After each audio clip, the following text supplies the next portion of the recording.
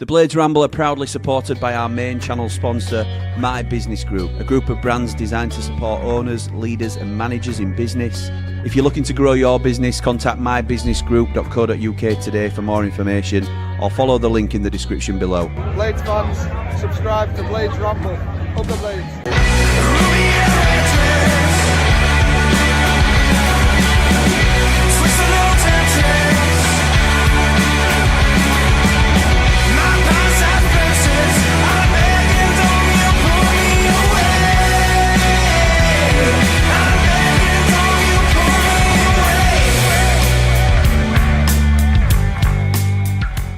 What is happening, Blades, and welcome back to the Blades Ramble. I am, of course, Jimmy, and this is your watch-along for Sheffield United's visit to Bochum. It sounds like the Blades that are out there are having an absolute ball. It's great to see all the footage that's coming back, all over social media and stuff like that. So it's brilliant, and the fans doing a meet and greet, or United doing a meet and greet for the fans, I think has been really good as well. I'm quietly okay with how things are going. And look, I'm sure we'll get into the conversation as the day goes on. But we're here for the game, aren't we, as well? So I don't like to do it. Well, I don't mind doing these things on my own, but it's always better when I've got the main Ramble commentator on with me. So without any further ado, the man that's going to carry us through this stream is Jordan Motson. Yeah. Jordan Motson on the call. Every drop feels 10 feet tall. When he shouts, he's gone. We all stand up. Ramble rock, you can't get enough. Jordan Motson on the call. Stereo storm in the zipped up draw. We don't just watch, we feel it all. When Jordan Motson's on the call. Jordy boy, how's it going, pal? I'm good, mate. How are you? Yes, I'm very well. I'm very well indeed. So look at that. It's even got your name come up as well. At Jordan Motson on X. If anybody wants to follow him and give him some stick, then please do. But yes, mate, we're here for United's final friendly before the competitive season starts. Obviously, next week we go to Mansfield in the Carabao Cup, which now opens the season, which is a little bit odd compared to what's gone on previously. But how are you feeling, mate, about how United are shaping up at the moment? We're straight in. I'm not going to go in because I still look at the lineup today and I still, in my own personal opinion, think it's strong. I don't think we're one of the weakest teams in division. I just look at last season and I kind of hoped we'd have, especially by next weekend, a few more players through the door and looking a bit stronger, especially in that centre-back position. Even though, don't get me wrong, Jamal Baptiste, I think he's fully in contention to get a start, and especially in that cup game next week. He's done a really good job in pre-season. I think he's come back a good player from Rotherham last year, but I'd still prefer a better centre back next to Jaff because I just think he needs a bit of coaching next to him, and I think I'm going to say Harry Souter is the man for that. I mean, look at what he did for Anel. Absolutely, he made Anel look a lot better player, and he clearly helped him a long way. And I think that's what Souter can do for Tanganga. I think it'll take pressure off Tanganga, and he'll have someone next to him that's it's quite vocal, leading him way. And I think we'll see the Japhet Tanganga that people saw at Millwall. Jake Cooper clearly helped Japhet Tanganga along, and I think that's what Harry Souter would do. So yeah, I feel a little bit more comfortable there. I'm happy with Siriki and McCallum as playing as wing backs. Ideally, I'd want a bit of a bruiser as a centre defensive mid. It's hard to, we haven't replaced Vinny Souza, have we, since he left. And whilst Peck and Gyro on, they're not a bad partnership. They showed it at times last season. I want a bruiser, one of them what gives either, Peck or Gyro a bit more of a free roll, a bit more to get on ball, advances a bit further forward and take it forward. And then, like what Souza did, he could get forward but get back at the same time. He helped Harrison Burrows out a lot last season, season before, where we lost ball and Burrows could have looked out of position, but Vinny Souza would drop into that defensive role and help him out, as like a left centre back. So ideally, that's what I'd be looking for. But yeah, I still feel excited for the new season. I'm looking forward to it. I've had that break from feeling a bit rubbish at the end of last season, which I'm sure a lot of United fans did. More of us didn't feel confident, but yeah, I'm ready to go again, and I'm looking forward to this next season, especially under Chrissy Wilder. You know, we love him on this channel, don't we? It's no hidden secret. No secrets, mate. No hidden secrets. secret that we like Chris Wilder, and I think he'll get the best out of the team and work the best with a budget that he's gonna have this season. Nice one, pal. Well, you mentioned the team as well. Let's cross over to the team. This is going to be the starting lineup for Sheffield United today. So, in fact, there's a different way we can do this because I've got them in the team that we think they'll line up in. So it's a 4-2-3-1. Jordan, I normally let you have the honours of going through the team. If you want to have a go? Yeah. So 4-2-3-1, as you say. I think this is as close to our starting 11 for the first game of the season. Maybe not the cup game next week, if we've not had a couple of additions, which I think we expect to come in. But yeah, we do. Yeah, this is very close to our starting 11. It's Cooper in goal, Femi Siriki at right back, Tanganga and Baptiste are the centre halves, Sam McCallum as left back, Peck and Jairo Riedeveld are the two holding midfielders, Ramel Donovan starting on the right, Callum O'Hare in the 10. And who was that name that's on that left-hand side? I thought he'd already disappeared to Coventry. Coventry's Gus Hamer. He's playing today, so hopefully that's a sign that, you know, no bids have currently come in. I'm not saying he's not going to go. I'm not that daft to think that, because he's playing today, that's it, we're not selling him. But, you know, he's still our player. He's been out in pre-season in Germany, and he's starting today. So, yeah, it's Gus on left, and it's Tom Cannon up top as Patrick Bamford is currently back in England expecting a baby with his wife. So, yeah, if they've had it, congratulations to him. If not, all the best. Absolutely. I think you glossed over him, and I appreciate that you sort of taking us through the team, but it's widely spoken about that he might be on his way. Like you said, quite rightly as well. I think there's still a chance that he goes. There's a chance that he stays. So we'll have to wait and see what happens there. I've no doubt there may have been some discussions, may have, and again, that's speculative. I don't know that for sure with Coventry, because that's the heavy rumours.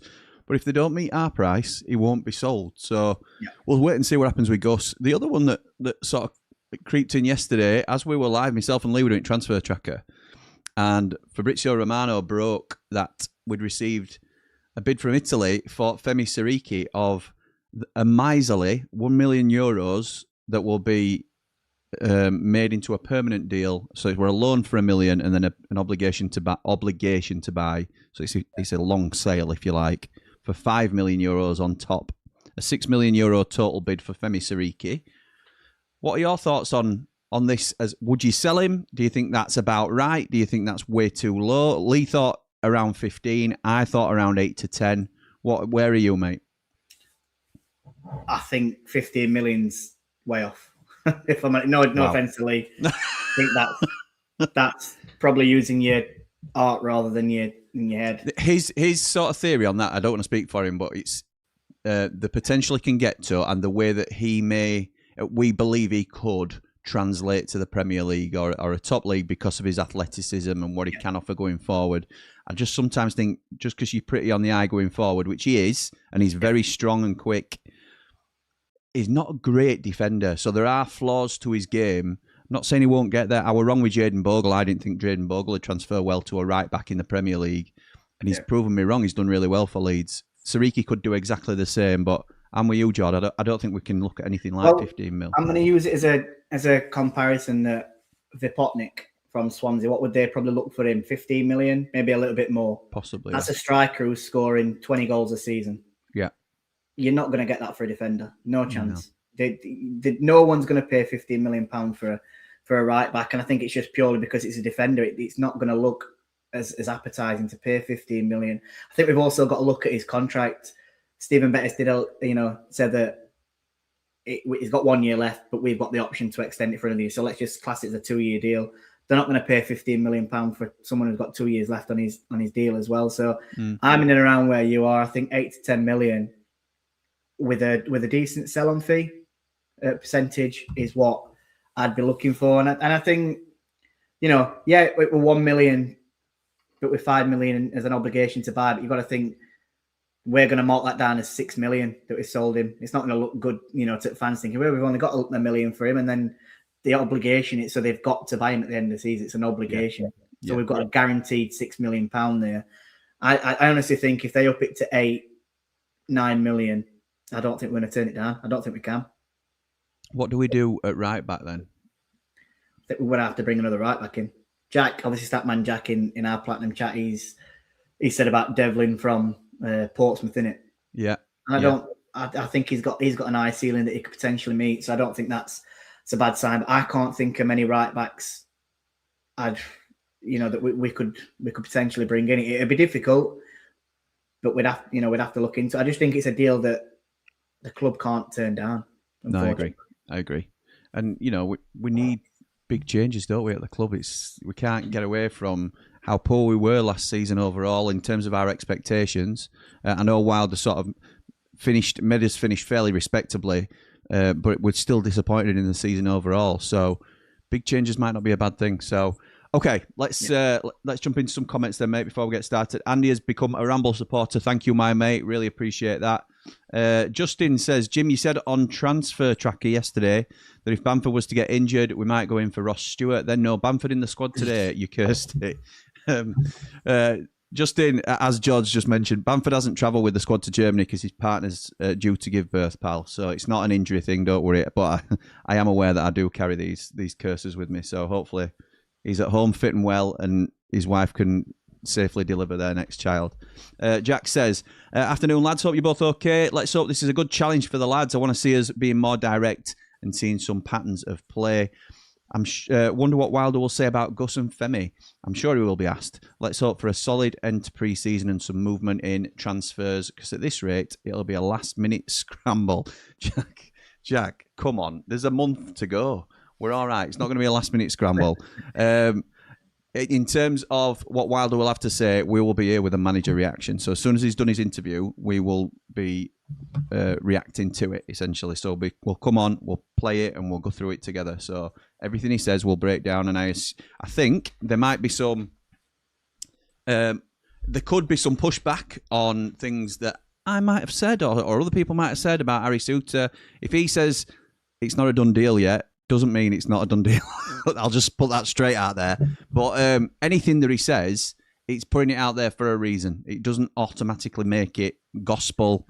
All this sort of stuff. If he says him as our player and we're sitting down and talking to him, that might be true as well. But then he might rock up at Coventry tomorrow. So it's one of those. We're in that silly season where he's got to say some things quite cutely and deliver his message out to the fans as he wants it to be, and we just have to react to what actually happens, rather than what we're being told is happening. I think what we've got to remember as well is, yes, I totally get it as well. If players leave, etc., and there's all these rumours, we have that connection, don't we, with these players? It hurts, but we can't change anything. That's right. It's happening, and I'm just trying to look at it in a more positive way. Don't get me wrong, if Gus leaves, I will be gutted. I am not sitting here and saying, "No, it don't matter." No, absolutely not. You can't replace a player of that quality, can you? You can't. We're saying with Illiman, you just them types of players you can't replace. But I'm sure we will get a player in that will play in that position. All right, I know he'll get compared to Gus, and he might not be as good as Gus, but the club surely will have a plan of action for that, and whether that's straight away, which 100%. People expect it to be straight away, that might not happen, because a Premier League loan that's a very good Premier League loan might become available then towards end of winter, and we might have to wait a couple of matches, but come end of August, Gus will be replaced, if that makes sense.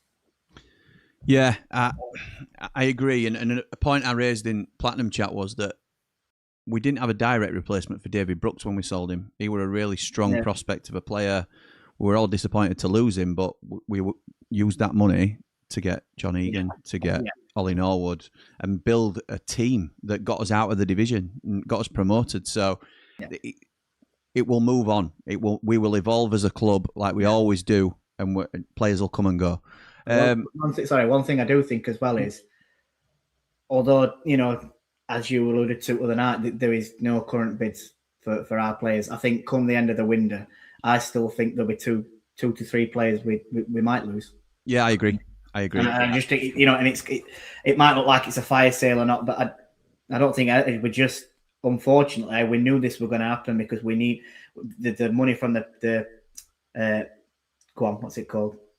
Mine's gone blank. What you get for parachute payments, the money that you get from that to what we get now, and not, there's a big gap to fill. Yeah, there is. We the owners are going to want to fill that with player sales. Otherwise, they have to stump it up themselves, and people will turn around and say, "Well, can't they just stump it themselves?" It's easy when it's someone else's money. I know, and it's one of them where, like the bid to the club is sometimes now the last thing that's done, which ultimately it's not right, but it's I think, like, the authorities in football have feel powerless and have stopped even trying to stop tapping players up. So we don't have to have. It's not like old days where Coventry would approach Sheffield United and say, "Is Gus Hamer available? We'll offer this." No, we're not accepting that. Right, we'll get to set £8 million, and then they talk to Gus. No, they'll talk to Gus's representatives. They'll work out whether he's happy to come. Would he be happy with this deal? Yeah, if you can get a deal done with Sheffield United, he will sign for you for that offer. And sometimes it's the clubs that are the last thing. So when we say there's no offers currently on the table, which was the case when I initially talked about it, I haven't spoken to anybody since that original transfer update bid, then that was the case. It could well be the last thing that's left to do on a transfer, and it may have progressed since in the last 36, 48 hours, whenever it was they were talking about it. Which so could also be the same thing with Harry Suter. We might have spoke to Harry Suter, sorted this deal out with him, and now it's just a case of getting out that line with Leicester. So it works both ways, doesn't it? Well, you mentioned parachute payments, and I might have to circle back to this a couple of times. It was something that Rich mentioned earlier. We are due our instalments for the TV money next week. So that will obviously be descended to the whole of the leagues, and that is when business will start to pick up a little bit because clubs have got more money in the coffers to spend that they are waiting on. So it's a case of, we'll sign it, we'll post date it, we'll do whatever we need to do. We know our media team's in Germany at the minute. Yeah. It might just be a case of expect to see something maybe tomorrow, maybe Monday. Anything, like we said before, might not happen because there are always things that happen at the last minute. But anyway, it's a little bit deeper than people sometimes, and a bit more complex than some people understand, I think. We're fortunate, aren't we, that we've got certain people we talk to that understand it a little bit more, because we'd only be the same. We'd be exactly the same if we didn't speak to these people, and they explain it, and it makes you understand it a little bit more. We're just in that sense, aren't we, that we get that. My dad's the same, though, to be honest. He knows how these deals work, so he can calm me down about a deal that I'm panicking about, because he'll be like, well, no, because there's so many different intricacies to the deal, and he'll talk me through it, and you'll be like, yeah, I never really thought of that. And he's like, well, we've got to work out when TV money comes, because that might be what we're holding back for, and then we can barter a little bit more. Anyway, Ian says, good afternoon, Jimmy and Jord. Not sure how far into their pre-season Bochum are, but should be a better test than we've had so far. Give us a better idea of where we are. Like and subscribe. Thank you, my mate. I think this is their final game of pre-season. I'm sure I saw that advertised, so they're about ready to go. Their season will be, they always start around the same time as ours, so I think it'll be about ready to go. Can't find their team anywhere, by the way. Looked on X, they've not tweeted it out, so I think it's come up on Flash Score, mate. I think it's just come up on Flash. I've just got a notification saying, oh, hold on. It's just come up 3 minutes ago. If you want me to go through it, I will. Yeah, can do, mate. Can do. Blazeman just confirming what we were saying earlier, that Bamford's at home. So in goal for them is Timo Horn, who's their captain. Oh my God. I mean, try and pronounce these names. Wow. That's why you're here. Number 4 is Yigit Karedemir. Number 6 is Enis Kochak. Number 8 is Jean-Manuel Mbom. Number 10, Mbom. Mbom, all right. Mbom. That's him. Do it up, Number 10 is Berkan Taz. Number 13 is Oliver Olsen. 15, Michael Steinvender. Number 23, Koje Miyoshi. 32, Maximilian Vitek. Number 3, one that I recognise, Philip Hoffman. Yeah. Number 33, that is. And then number 37 is Alessandro Cremaldi. Nice. Nicely done, Jord. Nicely done. Styled it out pretty well there, I think, to be honest, pal. Try my best. That's why Lee'll get nowhere near some of these watch-alongs. It just depends on who opposition is. Super Sharp Blade says, hi, Jimmy, up the Ramble. Thank you, my mate. Jake says, is that Sidibe in the squad? That's the one that's attracted lots of interest from big clubs. Yes, it is Lamine Sidibe in the squad. In fact, now that we've got the lineup and people know, this is the full squad, if you like. So George's taking us through the first 11. I can tell you that on the bench, we've got Adam Davis, Matt Doherty, Ollie Arblaster, Joe Rothwell, the lesser seen Jamie Shackleton, Tahith Chong, Matty Zatterstrom, Ty Campbell. I thought Ty Campbell might lead the line in this game, to be honest. I think he'll obviously come on at some stage, but I thought we might test his fitness and see how he was at running the line. It looks at the moment like Chris Wilder has a 1-2-3 of Bamford, Cannon, Campbell, but we'll see how that goes. Mark McGuinness, who has been made available for transfer. Ryan One is on the bench. Another lesser seen Blade, Reece Norrington Davis back in the fold. Tom Betts, the young goalkeeper. Billy Blacker and Lamine Sidibe. So Billy Blacker, the young centre midfielder who's done a little bit of loan spells out in the EFL. Sidibe, a really hot youth prospect that, like has been said here by Jake, he's garnered a lot of interest from bigger clubs. Just on the Tom Betts thing, went to the open training session the other day, and he's a 16-year-old young goalkeeper. And at the end of the training session, all the young kids are lined up at the front with their parents and stuff. And players are going round and signing different bits and things and sort of taking selfies. Tom Betts were there, and he's signing stuff and things like this, and he's going bright red and all this. He's very embarrassed because he's only a young kid. And two of his mates, there were definitely two of his mates, were stood next to me because we were at back and just sort of like watching him go round. And they were absolutely creasing the sense, oh, Tom, who are you signing up to? Are you signing for him all the time? I just thought, it's brilliant that. It was just like in between as they got together. It were really funny. So, yeah, like you said, Jord, I think this is most likely to be the team that we are closest to at the moment. Look, you can swap one or two of them. You know, Ollie Arblaster might come into that lineup for some people. Joe Rothwell might come into it for Chris Wilder. So, and obviously Patrick Bamford comes in. I also think Harry Souttar comes in, obviously, for Jamal Baptiste, but he's done himself absolutely no harm at all. So I think we're getting close. This will not be one of those games where it's this team this half and then there'll be a new team for the next 45. It'll be, let's get some decent minutes into these boys now as the season approaches, and we're getting closer, aren't we? So I'd be expecting 70 minutes, I think, out of this first 11 today. Yeah, I think surely what we've got to be looking at. I can't see how else you can't. It's, you know, a season technically starts next week, and in Cup it just depends what players he wants to risk and who he don't want to risk. But yeah, it starts next week, so this is last game before boys have to start either playing 90 minutes or, you know, just shy of it. Absolutely, mate.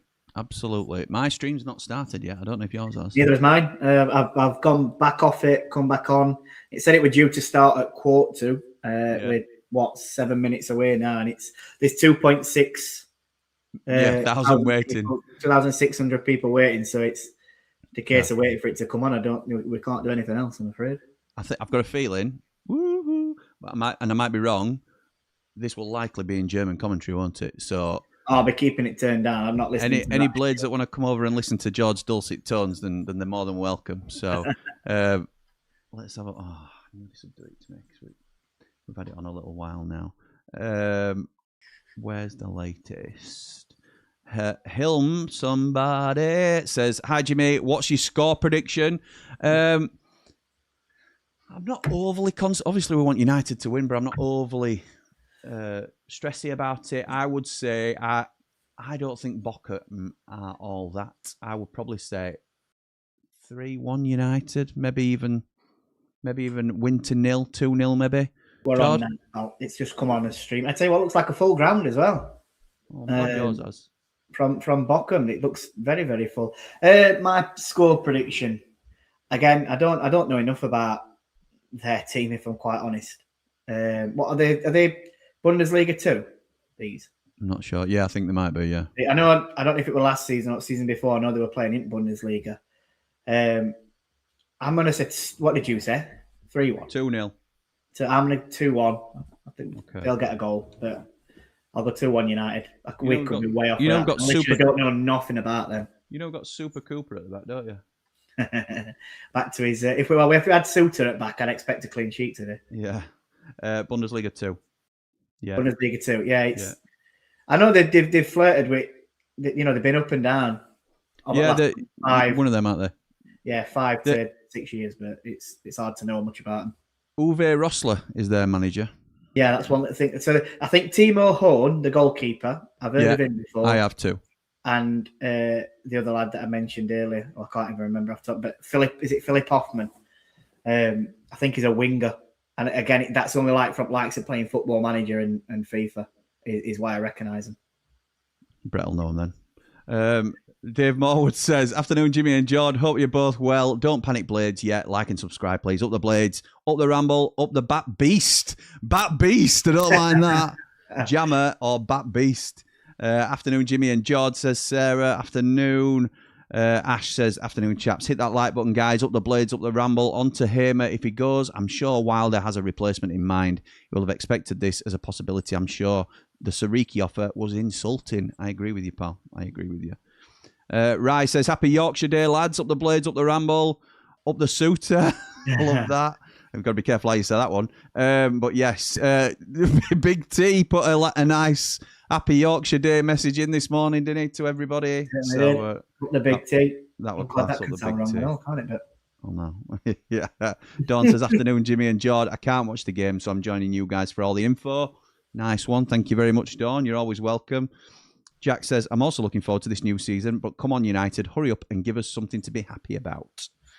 Cooler King says, afternoon, Jimmy and Jord. I was hoping you could tell me anything about Villa's new assistant coach, Cherma Sands. Oh, my goodness. Who I understand was assistant to Hecky at Bramall Lane for a year. Much appreciated. Can tell you very little, to be honest, about Cherma Sands. Were it to Hecky? Are you sure it weren't under Jokanovic? I think it might have been under... Because Hecky had, he always had shoot the goal. So, and we saw, what did we see Jokanovic for 3 months? No, it might have even been Sayers. Oh, what it Sayers? It might have been Sayers. He didn't do much for us, Cooler King. Anyway, that's how much we know about him. To be honest, he was part of a group that was not very successful. If it were either Jokanovic or I think it might have been Sayers, then it wasn't great. But these things happen. Robbie Olsen weren't great for us. He's gone on to do great things for you. So there you go. Mr. V says, good morning, Jimmy and Jord. Really looking forward to this game as it will give us the best I was joking, by the way, for anybody listening on audio platforms. I rolled my eyes at that. Looking forward to this game. It'll give us the best indication yet on the fitness and cohesion of the cohesion of the team so far. Really, really hoping we get Suter in soon. Absolutely, Mr. V, come on. Hey, have you seen that teams come out here? They come out from underground. I wonder what them things were. I thought they were like motorbike jumps. Oh, right. They've not come out yet, though, have they? Yeah, it is. Yeah, they haven't come out for you yet, have they? No, they're not come out. I'm just saying you can see where they're going to come out, though. The tunnel is actually underground, which I know it's like that in a few foreign places, isn't it? It's like wings. Yeah, that's crazy. Yeah, so they're climbing steps from under the pitch. Yeah. To get onto the field. It's funny that. What channel's the match on, says Moz? It is on YouTube, but on Bochum's YouTube channel, Sean. Bochum channel, Sean, says Ian, and Mr. V says the same. Tex says, being very negative, we could say we are getting him a match fit for another team instead of getting another player match fit. Glass half full at the minute. It sounds like it's half empty. Tex, Leicester are getting Suter fit for us, pal. Is he playing for them?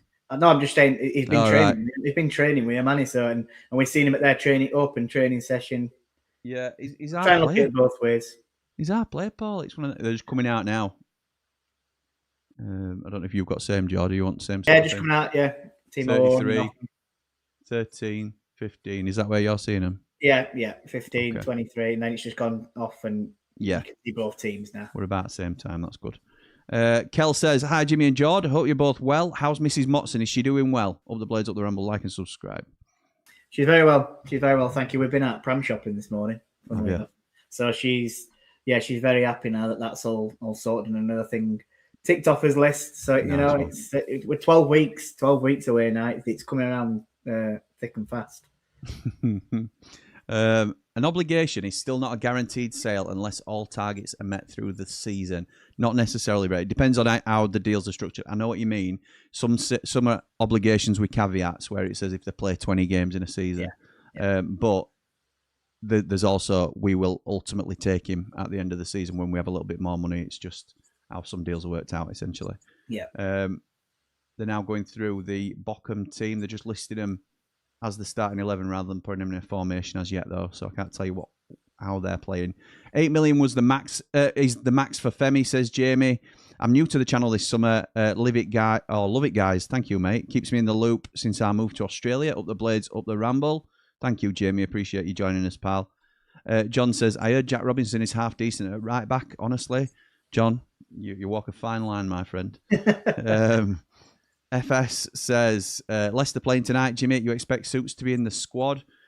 Hamer's in our squad, and still there's a lot of people saying he's going. So he's technically still a Leicester player, isn't he? Until he's holding the Sheffield United shirt.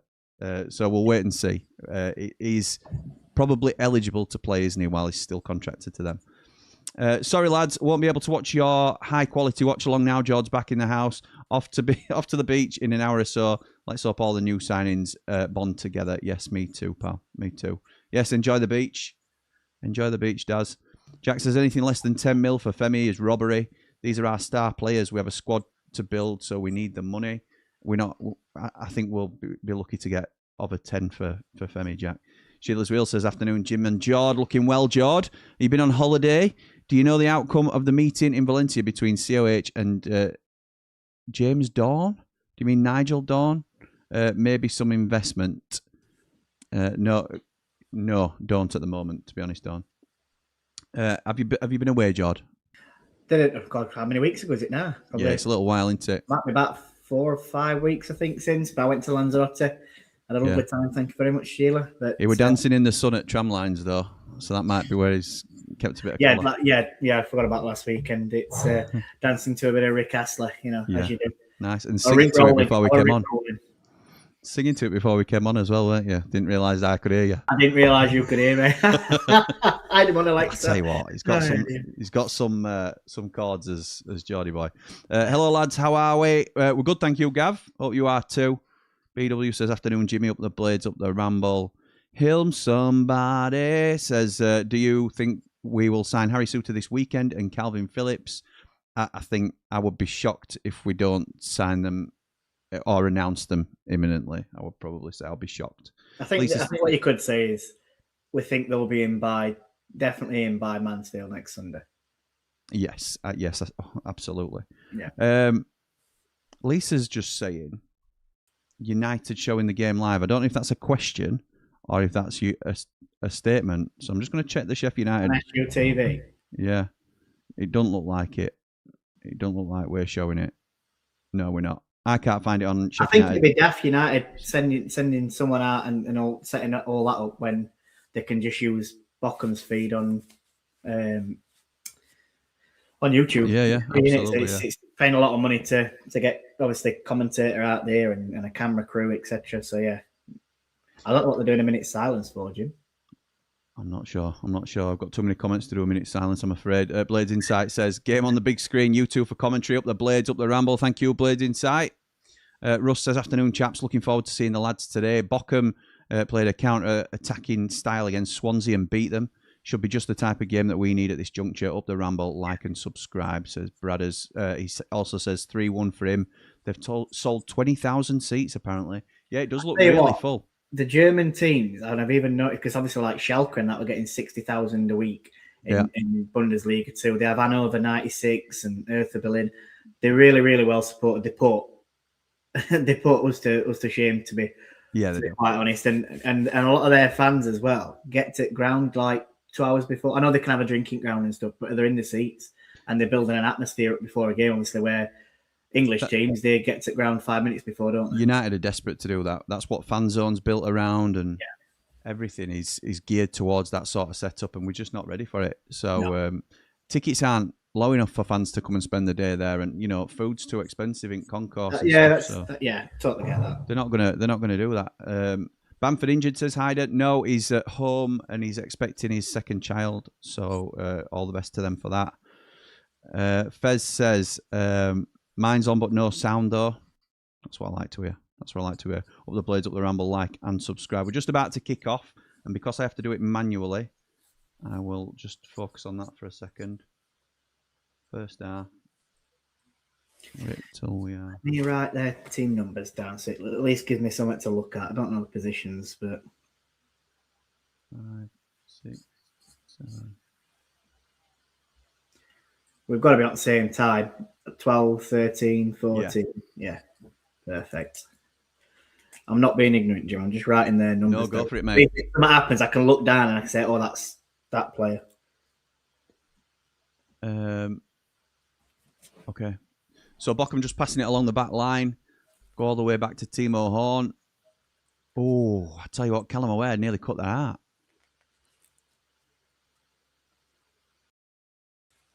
So, yeah, just passing it along their back line. I'll just get through as many comments as I can, but I won't be able to go too deep into it because we'll be watching the game, obviously. Mac Duke says, honest opinion, pal, do you reckon Hamer is a goner? I reckon it's getting more likely that he goes. Yes, I do think it's... If you push me into a yes or no, then I think he probably could go. Great turnout that by both clubs, just for a friendly. Absolutely, Nige. Any more Suter news, Jimmy? No, I haven't spoken to anybody since I did the original vid. As I say, I'm not keen to be all over it in terms of that sort of thing. I'm just being honest with people. If I don't know any updates, then I can't get accused of saying wrong thing, can I? Cyber Cynic says, at least the game will give me a break from X. Those COV fans are next level. Some of them are excited, but look, we've all got idiots in fan base. You can't. I know some really good Coventry fans as well, I have to say. Rocking 60 Plus says, they're a loud bunch for a pre-season friendly. I hope it'll spur the boys on. Yeah, it's good atmosphere. Good atmosphere. Let me just see if I can get a little bit of... Gives it more a league-type feel, doesn't it, as well, this game? Yeah, it does. Crossed into the box. Atmosphere. Headed clear by Tanganga.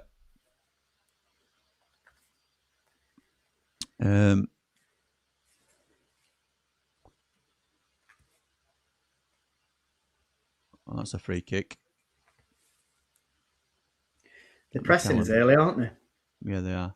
McCallum gives away a free kick. John says, Koshi Mayoshi for Bochum is ex-Blues. We sold him when we got relegated to League One for $4 million. Decent wide player, similar to Pat Roberts. He's the one that's just won the free kick, I think, Mayoshi.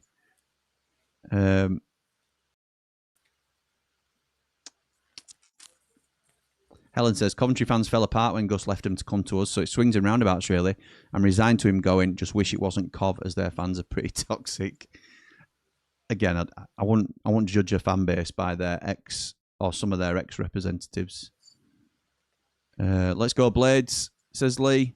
Afternoon, Jimmy, says Jason. Up the Blades, up the Ramble. Afternoon, mate. Guten Tag, says Gaza. Long ball up at top.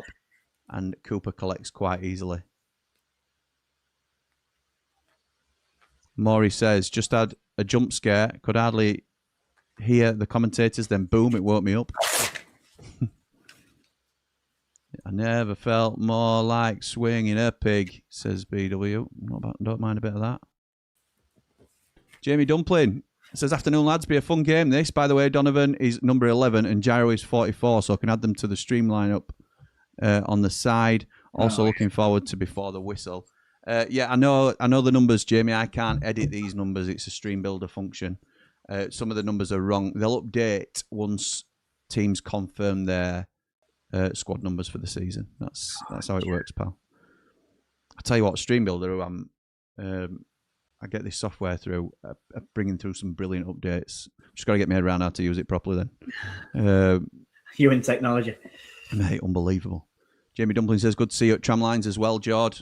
Yeah, good to see you, mate. Sorry I didn't spend as much time with him, but I've had a fair few beers, and you easily lose people if you don't stick with him in them crowds. So, when they disappeared, I had to disappear as well. But yeah, good to see you, pal. Jord, have you and Mrs. Motson thought of any names yet? Up the Blades, up the Ramble, says Kel. I don't think it'll be a breaking news on the Ramble. We have, but I'm not going to announce them yet. maybe think about announcing them once baby's born, Jord. Yeah, I think How about that? It might come then. But I appreciate that you're interested in asking. You don't ask, you don't get, do you? You don't well, that's exactly. So, I respect Julie it. says, tribute to Baldock quality. Was that what?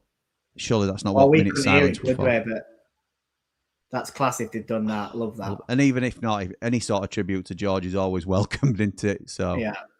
Here they come now. Bochum down left-hand side. Cuts inside. Shot, and it's high and wide of Cooper's goal. Cremaldi was playing out on that left then. They've got really odd shirts. So, on the people will be able to see because obviously they can get the game. But where your name would normally be, it's Bochum, and then below the number is their actual name. That's like that in every German division, I think. Is it really? Like Bayern Munich, they have. I don't know if it's like either their name or it's a sponsor up on top and then their name underneath. Yeah. Wow. Afternoon, Jimmy says Baz. Afternoon, mate. Paul O'Prey says, hey, Jimmy, Leeds, Vietnam, White's tuning in. How are the ex-Leeds guys set for the new season? Bamford, Phillips, etc. So, as Callum Aware just knocked him off at ball. Callum Aware's one that usually gets knocked off at ball, and then he's done it this time, and he gives a foul away. Callum Aware, who's got some strapping on his left elbow. So the ex-Leeds boys in our team, I lose track now, to be honest, Paul, because we've got that many. We haven't got any starting today, but we've got Shackleton in the team who hardly gets a sniff. We've got Calvin Phillips coming back to us, who had a disappointing spell last season, who we're obviously hoping to get a lot more out of. Patrick Bamford has been fantastic for us, led the line really well, and is our best striker at the moment. It's a corner to Bochum, by the way. Joe Rothwell has not really got going, if I'm honest. So so that's how some of the Leeds boys are doing. They're probably more in the mix somewhere that I'll be forgetting.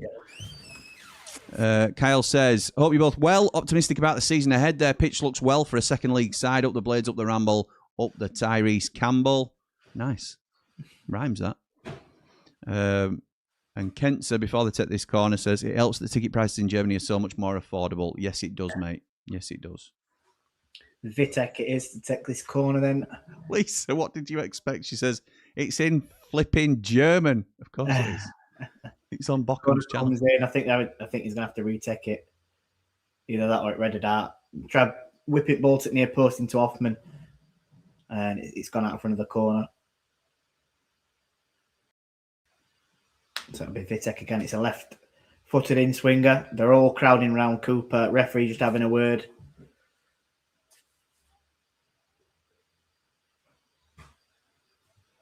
Okay. See this corner come in. Still argy-bargy in front of Cooper. I can see a foul coming here. Yeah. I'd be very surprised. They go short. Cal's out to it quickly.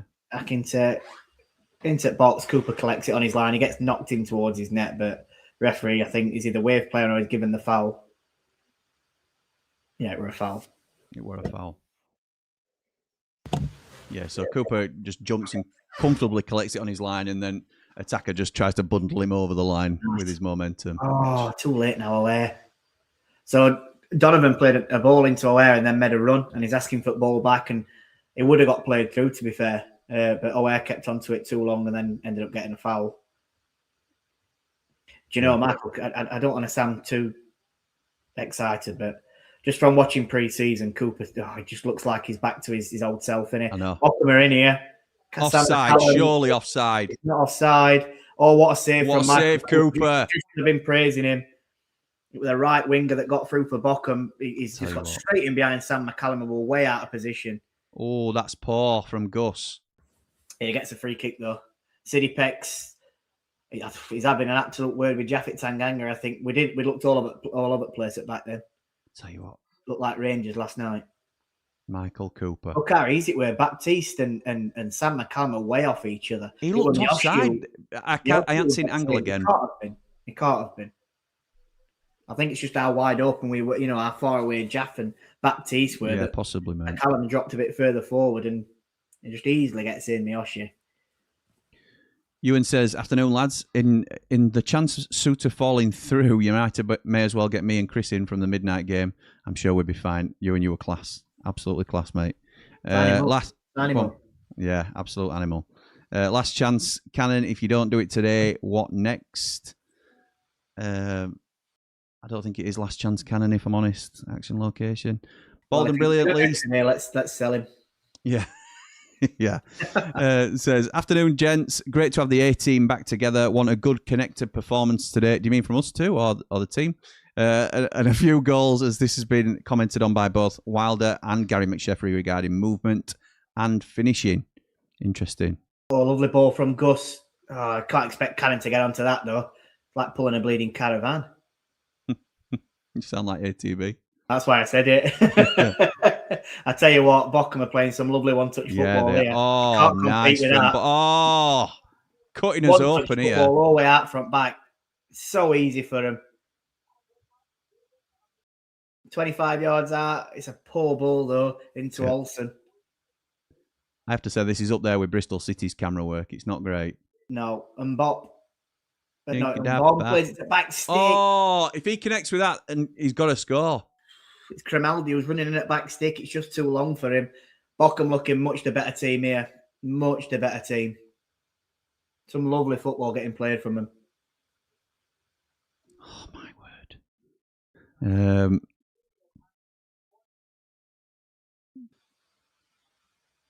Are they playing two up top then? It looks like Hoffman's up top. I can't quite work it out whether they're playing a 4-2-3-1 or a 4-4-2 Bochum.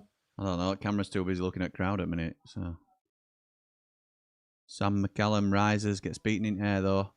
Sidney Peck does well to retain the ball, come away with it. Well done, lad. Yes, they are. So they are lined up as a 4-4-2.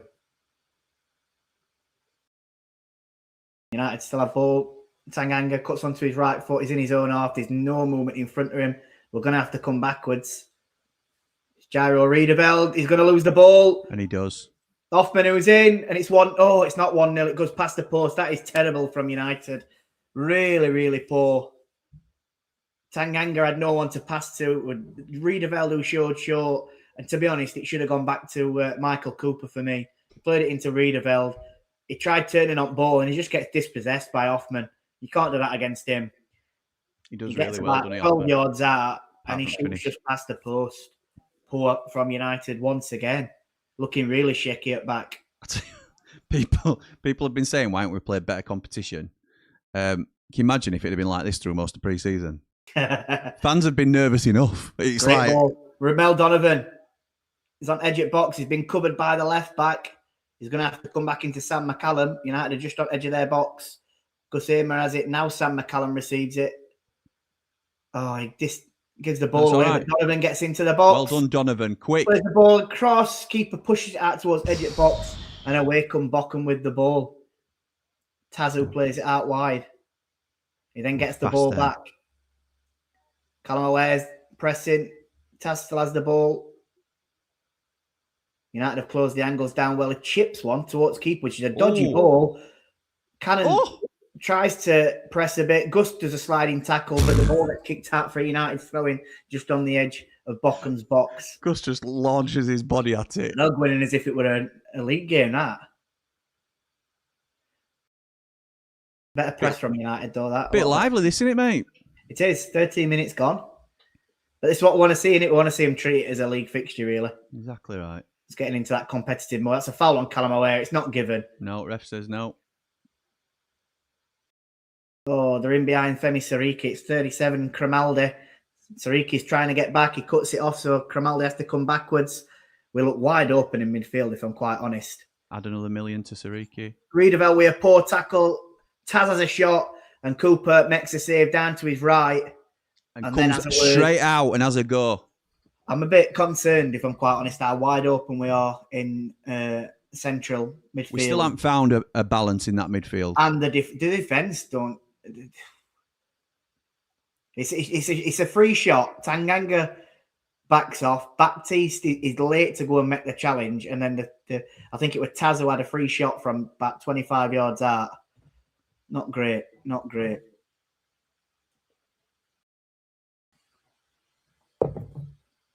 So it's a corner from left-hand side this time for Bochum.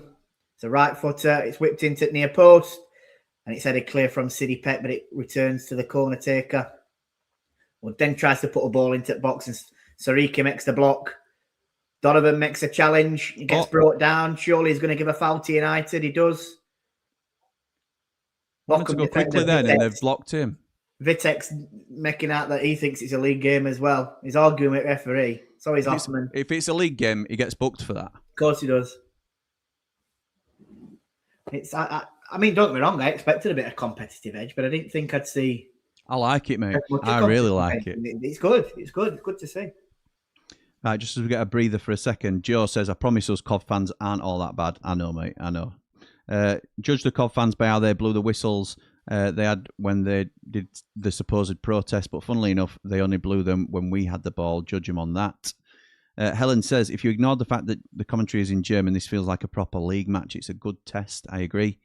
Maniac says, please don't judge Cov fans by people on X. I can assure you the majority are very level-headed. Play up Sky Blues. I'm with you, pal. I'm with you. Don't worry about that. There's a lot, to be honest, and I agree with that. There is a lot as well that you see on social media that do it to get a bite out of people. Now, that's what they're there for. They love to just, put something stupid and let people bite at it and then create an argument on it. It's social media for you these days, unfortunately. Van Blade, I love you. You're one of our platinum ramblers, but there's no way I'm reading that out loud. Josh says, I think if One gets, if One gets 20 to 25 odd games, last half hours this season, he'll end the season as our next big prospect. If we can't give him that, he needs a good 6-month loan somewhere lower end champ. I think he needs a loan. Agree. Totally agree on that. He needs a loan. Coops. Jimmy skipping my comments. Left me hanging for an hour on 90 after 90. Okay. I'll order some Oxford Natural with the code BR70. Oh, I should have read that at half time, Brett, and I could have gone straight into ad. But I'm sure you can do it again. I saw your sarcastic comment, Brett, and I did skip over it. That's right. Because you are on the wind up. James says, hope you're both well this time in 2 weeks. We'll be ready for the big league kickoff, hopefully. So, bodies through the door. Birmingham beat Barca last night. All German shirts are like that. Thank you, mate. Yeah, they did beat him on penalties, didn't they? Yeah, they did. Jack Robinson missed, didn't he? No, surely not. He did. He missed a penalty. Surely not. It says the A team would be Aaron the Nose and Jord Motson. It's harsh, but I can't really argue. So that was fantastic. One-touch football. Yes, it was. No. Deary me. I'm just want to look at that. Looked like Sariki won't ball, but it was very similar to Callum O'Hare tackle, which he didn't give for us about 5 minutes ago. And then Sariki makes a tackle and he gives a foul for that one. Guten Tag, says Philippe. Guten Tag, my friend. Gyro caught on the ball. Don't see that often, says Van Blade. No, you don't, pal. You don't. Are we winning, lads? It's 0-0, pal. It's 0-0. But yeah, we are winning in terms of mood and how we're feeling. Yeah, I think so. Bochum a better team, I'll give you that. Yeah, they are. Yeah, that one. They're a lot better team. No movement up front with too narrow in possession. All towards back stick. Well done, Sam McCallum. Yeah, it looked like the winger was going to get a free header on that. I think it were Olsen and we're out wide. Sam, I tell you what, there's a lot of arguing between this defensive line at the moment. There is. Michael Cooper who's pointing fingers. Sam McCallum's having an argument with Tang. I don't mind it. But you know what I mean. He's having words. I don't mind it. It's a little bit disjointed is what you'd probably say, wouldn't you? So it's going to be a corner again. Vitek from the right hand side is a left footer. Looks like he's going to go short. Yeah, he does go short. It's into what's his name? Have I put Cobadge or Cockadge? Something like that. Oh, go on then. Oh, cannon. Oh. Well done. Keep going. Yeah, keep going. Central. Oh. That's a terrible ball away. Absolutely feeble. Gus were free in middle. Aware at the ball. He only had to play Gus in. He's sort of on half turn and he's back towards it, but it's still a very feeble ball in. That was United's chance to have a bit of a counter attack from their corner. Jacob says, "What's happening with the Suter move?" I trust what I've been told, pal, and that's what I told other people. City Peck. I think he'll be a Sheffield United player. It's just a case of when we unveil him. Bochum look a decent team. They look like they've some physicality as well, says Brett. Yeah, I agree with that. We look awful, says Will, the plug socket. Yeah. Have we got jet lag, says Julie? Listen, we still need to be plugged in, mate. That's all it probably is. We do. We need to have the power. They need more speed. Too many gaps in defence, says Julie. Just to be honest, though, if you look at the midfield here, look at the midfield too. There's 4 of their players to our 2, so you can see that we're getting overrun. You only have to look at positions on pitch. You can tell why we're getting overrun. They're overcrowding us in, where Gyro and City Peck are, and Callum Aware's literally sat on Tom Cannon's backside, which United are coming forward with Callum Aware. It's into Femi Sarike, pulls it back to City Peck. Peck comes backwards into his own half with Tanganga, and he moves it on to Baptiste on this left-hand side. Gyro has it now centrally in there off. City Peck comes short. He goes wide into Ramel Donovan. Sariki's making a run round outside of him. He plays it into Sarike. Nice. Sarike tries to get the ball in the box. It deflects up off their defender, but also deflects off of Sarike, and it's going to go out for a goal kick to Bochum. Rubbish, get him sold. CJ says, this is worrying. We are opened up at will. Exact same patterns as last season. I don't think it's worrying. I think we need to have these sort of tests, and maybe we should have played some better opposition through pre-season, but we're not going to dominate teams like we have throughout pre-season in the Championship. So we are going to be without the ball against some teams. So this is good. And look, good. Donovan on the ball, puts back onto his left foot. It's opened up for him. He's dancing his way through towards byline. It's well covered off from the Bochum defender, and the referee then gives a foul. It was carried. I'm not sure about. Well done, Donovan. Again, he did really well. Then just maybe overrun it slightly, and Karadamir just blocked him off. Gets his body in front of the ball, and then Donovan commits a foul. But yeah, it's what you like to see, don't you? A direct attacker from Donovan. He likes to get ball. We've lacked it for so long, and he's got such pace as well. Yeah. But this is not the finished article as a team. That's the first thing I'll say. We have got other players to come in. There'll be Bamford up top. There'll most likely be Harry Suter at the back. There'll be other players that we can rotate into the midfield. Yeah. But I forgot what I was going to say then, because it just threw me completely. Just saying that this is not a finished article. We're on about Donovan as well, weren't we? Being direct, and we're not a finished article of a team. It's going to take a bit of time for him to. Yeah. He'll come back at some point. Whatever I'm going to say. These things happen. I'm so easily distracted. Good tackle. Well done. Baptiste plays. Fires it into McCallum. Unfortunately, it comes off his chest. That's what I'm going to say. Go out for a throw into Bochum on this right-hand side. We've weathered the storm. I know it were a poor start from us. We look disjointed at times, but we've got to be able to show resilience throughout the season. So, if we end up winning the game 1-2-0 or whatever it might be, it might not sound likely at the minute, but people will forget that dodgy start. This camera angle's terrible. We were a bit like this, I think, in 92-point season, if we're quite honest, where we'd win games 1-0, but we didn't 100% control again, did we? We had to weather the storm a little bit, and we thought we were coming in at Kosh, and then we'd take control at games slightly and get a goal and then sit back and see it out. So it's obviously a tactic that Wilder likes to implement. It's not the prettiest of football, is it? It's, you can be a team that gets hold at ball, knocks it around the pitch, and it's like very attractive football, but you might also then not even look like you're going to score. But I'd rather us be a team that knows what they're doing, they're compact, they're organised, and if you score, you score one goal a game. Ramel Donovan's down at the moment. I don't know what's like an impact to him on his midsection. He looks winded to me. Yeah, that's what I'm more trying to say. I don't think he's not holding an ankle or a leg or anything like that. Hydration break then for Sheffield United. Hydration break. Yeah. Wilder's there in his white shirt, black shorts, just rallying him. That was so nice last night. Well, it weren't because I didn't really enjoy watching it, but watching Rangers and there were no bloody hydration break. Oh, it was nice to see a game get played for 45 minutes straight through. Rather in quarters. Poor, innit? Yeah, it just. I know. Well, so we all know why they did it. Said it on our watchalongs, didn't we, on Jimmy Smith EFL channel? It were an advertisement thing, weren't it? For them in America, but of course it was. Yeah, I think he's definitely winded. He's just so. For those that aren't watching the game, Donovan's just receiving a bit of a treatment to his midsection. I think we didn't quite see the tackle, did we? We didn't see exactly what had happened, but he's obviously got caught and been a bit winded. So they've just been a bit cautious with it and give him a bit of treatment. But I'm sure he'll be back up and running.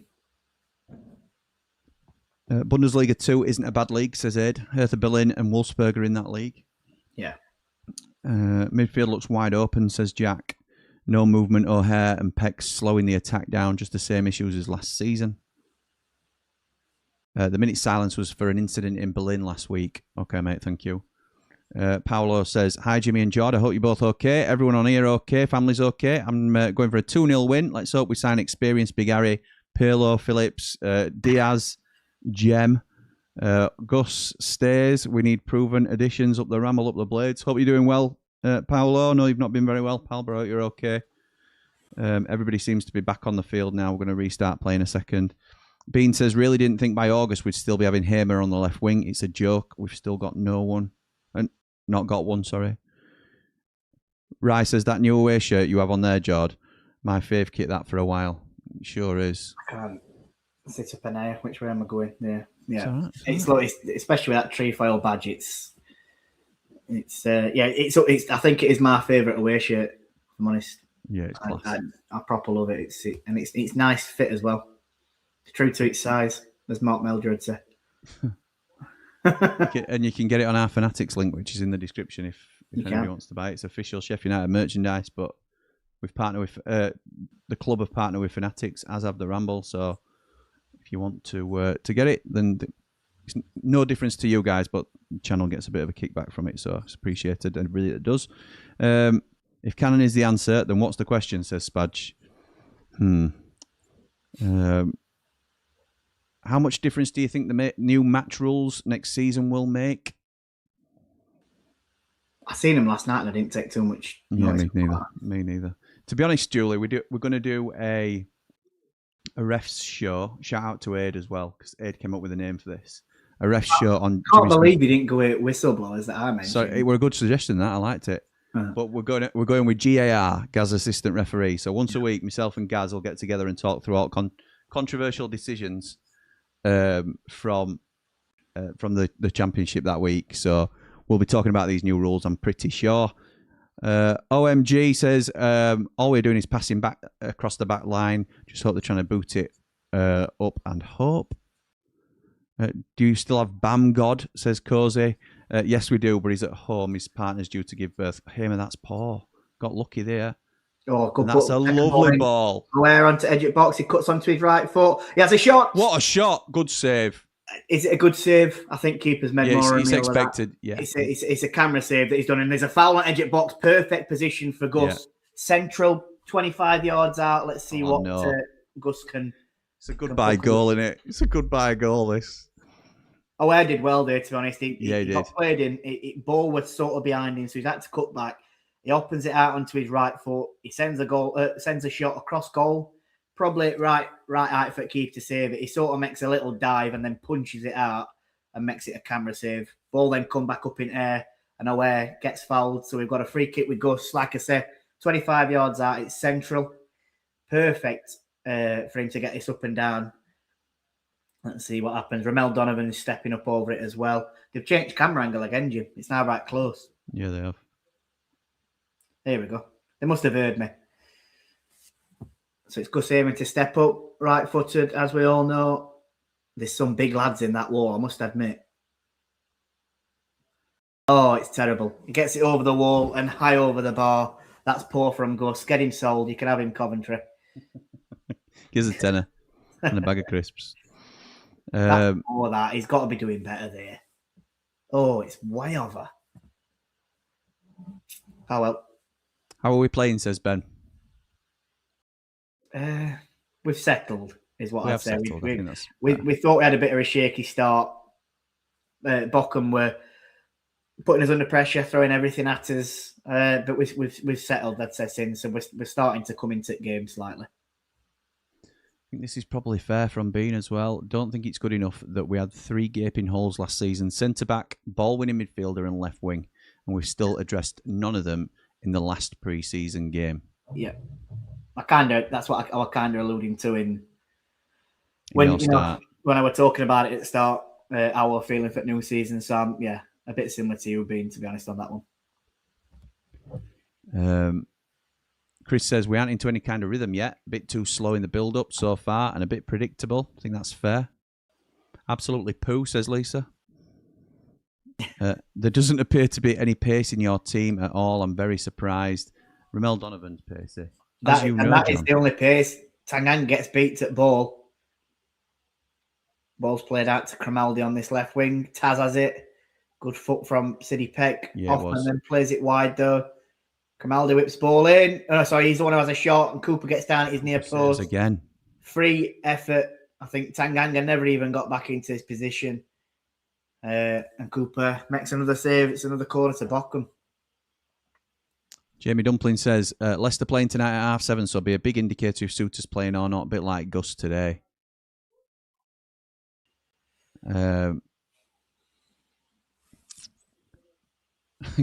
Dave Mowden says, Jordan, your Germany's spot on, pal. Great commentary on YouTube.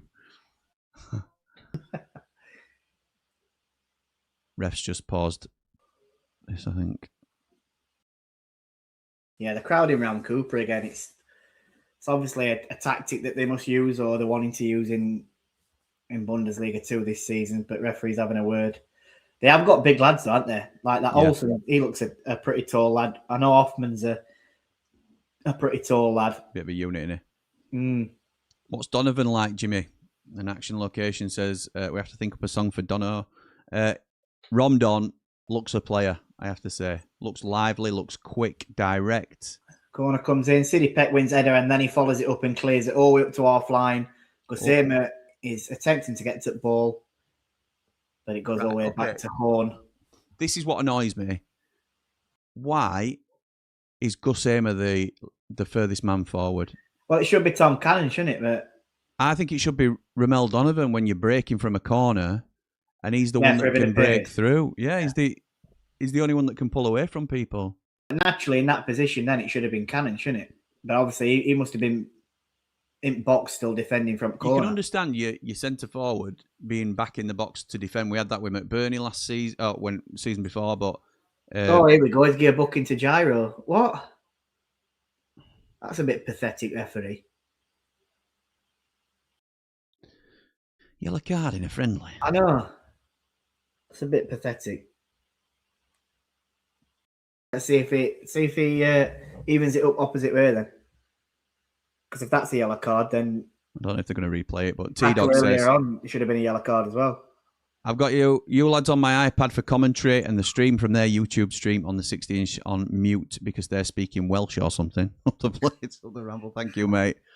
Yeah, over 500 people in here. I have to say, I wondered how many we get because obviously this is on the same platform that we're on. So it's we're a bit of an unpredictable one for us, but obviously not many people speak German. 13,000 are watching this stream though, Jim, so we're not doing bad. Yeah, it's not bad, mate. Cut it off like an idiot. What a douchebag. Well, you know, anyway, though. Mark Meldrew. Couldn't care if we lost 3-0 means absolutely nothing. It's pre-season. It's all about Birmingham first game of the season. Relax. Interesting you say that, Mark. Would you not be bothered if Mansfield dump us out of the cup? I would be. I'm not fussed about it. I'll even be honest. I'm not too fussed about cup, but it's the performance that I want to see. So I get where he's saying if we get beat 3-0, it didn't end at will. He's absolutely right. He's absolutely right in that respect. Yeah, what he's saying. I'd bet the only other thing in this part of the end of pre-season, you want to start seeing certain things that's going to be looking like how we're going to play against Birmingham, innit? So Cannon and O'Hare getting each other's way there and give the ball away. So the one thing I will say is because it's a cup game, I think they'll treat Mansfield as the last pre-season game. Yeah. So I do think we'll play a strong side to try and get that cohesion going. Mr. V's quality word. Cohesion going between the new teammates. Well done. Well done. You're in front of me now because I clicked off my stream and had to come back on. I'm on 34, 38. Yeah, I'm 4 seconds behind you. So I think they'll play a fairly strong team against Mansfield, which means we'll hopefully get through the first round of the Cup, and then I think we'll start using players like Baptiste a bit more in the second round of the Cup if we make it through. Yeah. So I think we'll sort of switch to not a second team, but more of a peripheral team. Oh, Callum O'Hare getting a bit feisty. Love it. Referees let them play on. That's fine. Don't mind that. I might have to pause it on yours, Jim, because... Very physical games is a cool thing. It is. I like it. Oh, well done, Gus. Oh. Lovely ball out wide to Sam McCallum. It's just a bit too hard. He did ping it into him, didn't he? And just going to pause it a sec, mate, just so that we keep up with each other. What are you on now? 30, 31, 32, 33, 34, 35. Yeah. Yeah, we're good. Yeah. Nice one. So it's going to be a goal kick to Bochum. Only German I remember is Wo ist die Bibliothek? Where is the library? I didn't even I knew what that meant, and I didn't do German. I did French. Scott says, I think we need another midfield general instead of Gyro. Might have been a reason we released him. No, I'm not down on Gyro just because of one poor phase of play. I'm not having that. Thing is, I think we do need a midfield general because it's who plays it side in him. Absolutely right, we do. We've been calling for that, though, haven't we? We need a different profile of midfielder. You quite rightly highlighted that, and we're not going to get a Vinny Souza replacement, but we've not replaced that type of player at all. I'm going to be controversial, says Tex, and say I think our starting two centre-backs should be Baptiste and Suter. For some reason, I've lost my trust in Tanganga. He reminds me of Nosworthy. Always a mistake in him. Harsh. Really harsh. I don't think he's as bad as him. I mean, I know where you're coming from, but I don't think he's as bad as Nosworthy. McCallum wins it across, headed out. United throwing out left. I don't... Tanganga hasn't shown us a lot to put trust in him, has it? In games that I've seen, I don't have a lot of trust in him, so I can see where Tex is coming from there. But it just, like I said, he needs an organiser next to him, and I think we'll see the better of Japhet Tanganga. Professional athletes shouldn't be needing a drinks break. I think what happened, Brett, was that Donovan went down winded, and they took advantage of it to get some drinks in him. I don't think it was an official call. We'll know in second half if there's another one on like 67 minutes. But Gus plays ball into the box, to back stick. Sidney Peck tries to get there. It trickles towards keeper. And Horn picks the ball up. Horn. Out wide into Olsen. Miyoshi and Sam McCallum having a coming in together. Yellow card for McCallum. Yellow card for Sam McCallum. This referee's acting a bit... Honestly, it's a bit embarrassing. No McGlinchey on bench, actually. That's interesting. It's a good job he didn't referee World Cup. Bloody hell. It's poor front ref, that. Really poor.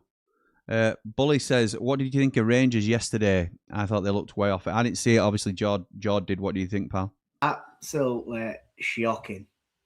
It looked worse than watching him under Danny Roll, and that was saying something. So, yeah, he's got a lot of work to do as McInnes because that was terrible yesterday. He looked... You know, we were saying earlier on how we looked bad at back.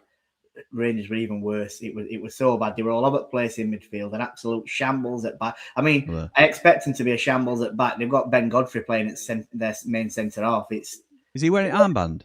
No, it's Lawrence Shankland who's got that. But yeah, it weren't very good, mate. Totally agree. Cooked with a punch clear. Right, let's have a yellow card then, ref, if you're going to play that game. He's not, mate. No, I didn't think so.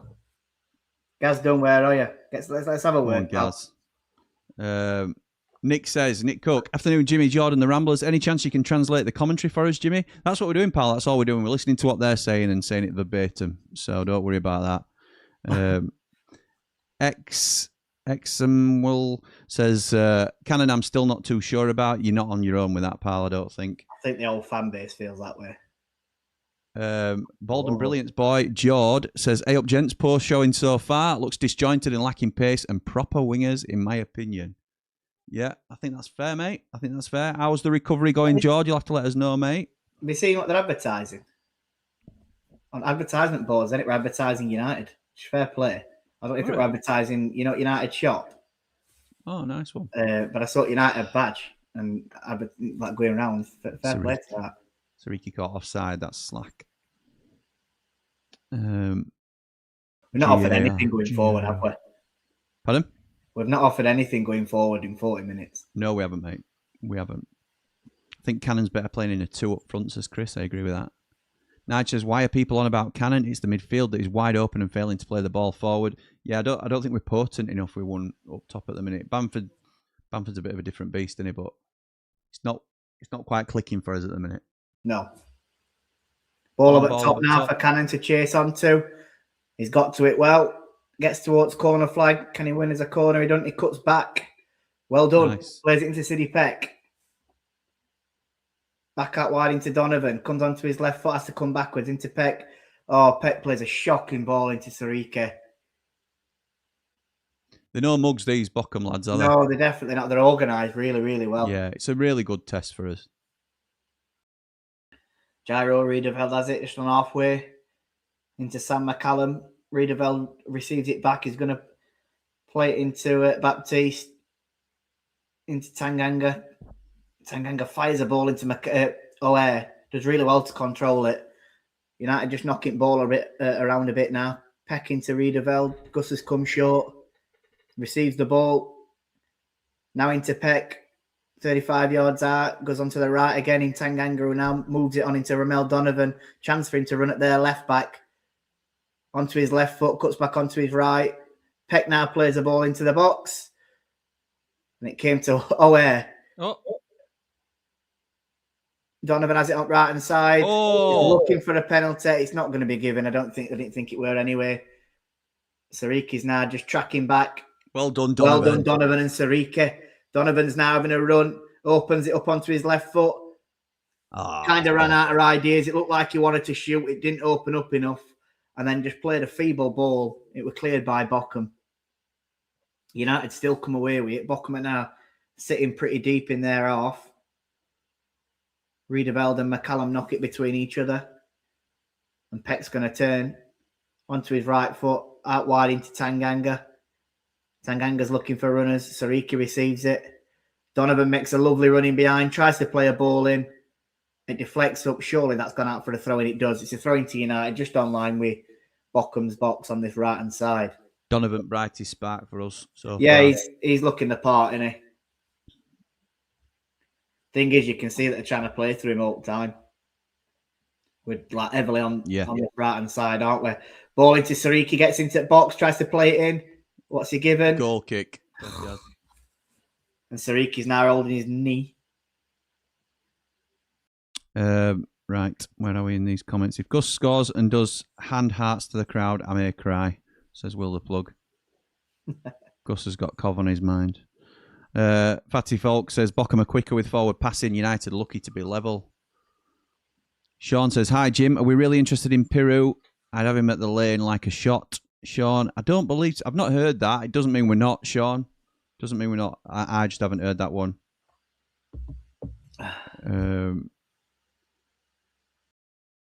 I've seen more pace in a nursing home, says Ed. Alan says, with a £2 super chat, thank you, says, har, Jim lad, all the best for the new season. Alan, who's a Wolves fan, who will no doubt be seen on the stream throughout the season. I think the first watch-along that we've got on the EFL channel is Wolves and Blackburn, is it, Jordan, we were saying? On Friday night? Friday night, isn't it? Yeah. One of their players has gone down. It's number 32, Maximilian Vitek. I don't know what's happened, whether it's something off ball or what. Oh, we'll send one of our boys off then. Maybe that's what you want to do, ref. That's what's happened. Or he might have just gone down. I'm not Not 100% sure on that one. Let's see what Main happens. character syndrome. He's back up. There were clearly no wrong with that player. He's walking around. I don't know whether Come on, ref. Why are you doing something about it, ref? Why are you doing something about it? Well, it's just told him something because he's like holding his hands. What? Yeah, look, they're advertising United there. Look, they are, yeah. Cutting ticket. Fair play to them. Fair play. No pace, no leadership in centre back or centre midfield. It's almost like we could do with some reinforcements there, isn't it, Scott? It's a ball just straight up at top. Come out, Coops. Come out, Coops. Punches it when he could have collected it. It's a poor punch. And United block it off at line. Poor from Michael Cooper. That I will call him out on it. He gets above Hoffman. All he has to do is catch it. He tries to punch it instead, just to edge it box. It falls straight into, I think it were it Miyoshi? Yeah. He likes a punch, doesn't he, rather than a catch sometimes, Coops. He jumps above both players there. If he catches it and then falls up floor, he's going to get a foul anyway. I think it was Baptiste that blocked the shot. It's a bit Bobar, this, like. Come on, you red and white wizard, says Reggie. Say again, mate. I think that it's Baptiste moves towards ball with his left arm. VAR could have been GAR could have been involved in that. Corner in. It's Hoffman who heads it over the bar. They're the better team, aren't they? They look a lot better going forward than what we do. A lot better. I wish we could move ball around like these do. Afternoon, Jimmy. All still looking good for Suter. Like the look of Donovan. I've had no updates, pal, but it was pretty much done when I said so. I trust what I've been told.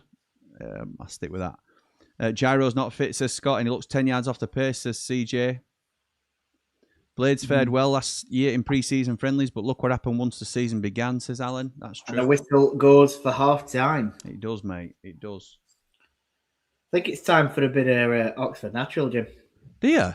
I do. Do you want to hear how I'm going on Oxford Natural, mate? Let's have a listen. Okay. We need to talk about Oxford Natural. I am 30 pounds down in my fitness journey. It's not been a quick fix. There's no magic wand. I am back in the gym. I have made lifestyle changes, but I'm also fueling my body with the right things. So I am taking the Optimum Day and Optimum Night, and they have now launched a new formula. The Optimum Day now has 7 active ingredients, so you're still getting the 3 that you had previously: berberine, guarana, and green tea extract. You're now getting 4 more elements added to that, including lion's mane, which I've been keen to try for a little while anyway. So that will now support brain function and focus, cognitive health and brain performance, alertness and physical performance, as well as supporting fat metabolism and energy production. We already know that Robbie Lyle of AFTV has found a lot of success by utilising Oxford Natural. He is now £100 down. Michael Owen has lost £40. We've also improved Optimum Night. That now has 6 active ingredients as opposed to the original 3. We've still got the berberine, the magnesium and the ashwagandha, but they've now added 3 more, helping clear the mind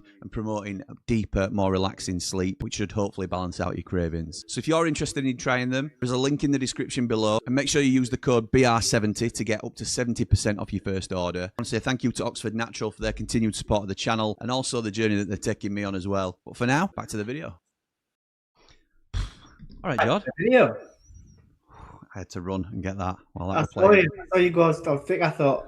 I hope he comes back before this goes off. I thought, but he must know. He must know how long this goes on for. Yeah, we're good. We're good. So yeah, Michael Owen's in my sights. He's lost £40 and I'm on 30. So I'm coming for you. I think you can surpass him easily. I think so. Well, I've got more weight to lose than he has, so let's hope so. I've got to aim for Robbie Anna now that we're on it. So £100, it's a big one, that. I'm nearly a third of the way there. So you're doing well, mate. You are. Keep it up. Thank you, pal. Right, let's get some comments cleared before, because I never actually caught up on them while we were live. So while it's half time, let's get through what we can. We're relying on you for commentary, says Dan. Oh, he doesn't say it because I've got to refresh the page because I've been idle on it for too long. Let's go back to it, wherever the comment was. We're relying on you for commentary, he says. Watching stream on TV and watching you on the phone. Thank you, Action Location. Any news on this Prem winger yet? Nope. Nige says, it's not about the result, it's about how we are playing. That's my concern. Cardiff 3, Roma 0. says Bertie Beasley. Wow. That's unbelievable. There always is some dodgy. Yeah, there are. Yeah, You know, some scores. Barcelona losing to Birmingham. Yeah, but they didn't have all their team out, did they? If you looked at their team, like so, yeah, they're not too much to read into, are they? But like people are saying, it's more about performance, isn't it? Than yeah, I think so. Ed says he agrees with Nige. There's not seen any patterns of play. 2009 Blade says we look miles off. Dave says your stream's about 40 seconds behind mine, boys. Sorry about that. Paolo says, great Blades Ramble stream. I like it on here. It makes me smile every time I've gone back to X to pay tribute. Respect to my dad, who was a cop blade, posted some photos. I miss him. Thanks for letting me come on here. Paolo, you don't have to thank us for anything. You're more than welcome anytime, mate. Do you agree with throwing a big fee towards Suter is a great idea, or would you take 2 to 3 squad players who could come on and impact a game, says Dylan. George, I'll let you go first. I absolutely agree throwing it towards Suter because he is the exact type of person we need at centre-half. Centre-half is one of our positions that we need, and we will get in the other positions that we need, we'll get them Prem loans. I'm more than sure of that, but we need a centre-half to come in, and it just proved it there in that first half that we didn't look, all right, we still kept a clean sheet, but we look shaky at times. We need a leader and we need an organiser as a centre-half. So, yes, I do agree, throwing a big fee towards him. Jack says same after this game. We definitely need him. It's frustrating that the stream's not showing replays. That tends to be the case with these YouTube games, to be honest. The ones that you have to access through a VPN are usually the same, I would say as well. Ian says, does the ref think we're playing Argentina? Nicely done. Nicely done. The mighty Dons are going to smash the dirty Huns, Jord, says Tex, whatever that means. Sound. Okay. I think he's on about aren't the mighty Dons bleep Aberdeen? Oh, they are, yeah. Yeah, they are. So the Huns. It's on about they'll be playing Celtic today, won't they? Is it today? Okay. I think so. He's on about. Do you know what? I hope they do. I really hope they do, because it's not good starting off first game, getting Celtic, and then start already. After the first game. So yeah, I hope you're right. I hope you're right. But there's a long way to go. We'll see what happens with that one. And we always stay away from the two things that you never go near when you're on a community platform is politics and religion. But I'm happy to bring this comment up because I think we can all agree that it was slightly dodgy. Get Trump to phone this ref and overturn our yellow cards. Fair shout, Julie. Fair shout. Should we be worried that our players look like they've never met each other, let alone played together, says Jack. It's not been the most cohesive of performances, has it, so far? No. Glyn says, do you not think 3-5-2 would be better? Tanganga, Suter, Baptiste as a back three would stop the midfield getting overrun up the Blades. I don't think we'll do it, Glyn. I won't rule it out. I'm not saying straight off, but I think if things aren't working in the first 4 or 5 games, I won't be surprised if he switches to that to try something different. Got the players to play it. Yeah, so, but we had the players last season to play it as well, and we didn't. No, I agree. All season last year. I agree. I just won't be surprised if. I'm not saying he'll play it and he'll stick with that format, but I know what you mean. You'll see it in games as well where he might switch to it. Action Location says, sorry, but Cannon offers nothing, Jimmy.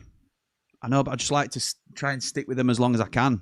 It's the difficult one, isn't it? I'll judge him as well in season, and I know what we're seeing here, you want to see towards it, but give him a few games in the season, and if it's not working out, then we can all turn around and say, listen, it's just not meant to be for him. And maybe that's you said it, didn't you, on your stream the other day about another striker potentially? Yeah, possibly. Maybe that's why we're looking in that direction.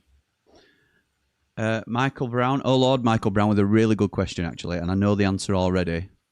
Jimmy and Jord, with no Sheffield Wednesday in the division, what's happened to Sheffield Wednesday? What? Oh, yeah. Really?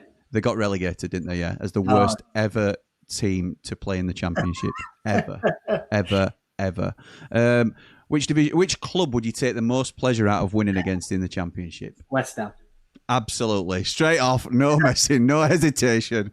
West Ham. It's West Ham for us. We have got a little bit of a niggle with West Ham. There was some Obviously, 20 years ago there were some 25 years ago, I think now, some controversy. No, is it? I think it's coming up. 2006-7. 20. It's got to be what 20 is 6-7? Yeah, 2006-7 when we got. Oh, it was, yeah. Relegated, It was. I'm thinking earlier doors. Yeah, you're right. 20 years though. Yeah. Carlos Tevez, illegal player, was fielded and. It's a disgrace. It's a disgrace. Oh, we're in London, aren't we? I'm not reading that, Brett. Spadge says with Cannon, Jim, I'm not sure if I know what striker he's trying to be. Doesn't hold the ball up, doesn't get down the line, never seems to be in the right position, doesn't win it in the air. He's a bit of a master of all trades, jack of all trades, master of none, isn't he? He doesn't really have an outstanding attribute. You know, like Kiefer Moore, you'd say we're a real aerial presence. Billy Sharp, you'd say we're a superb finisher. Cannon's not really, doesn't excel in one particular area. So I think that's probably fair to say. Thanks, guys, for the watch along. Can smell my forthcoming 52nd season as a Blade.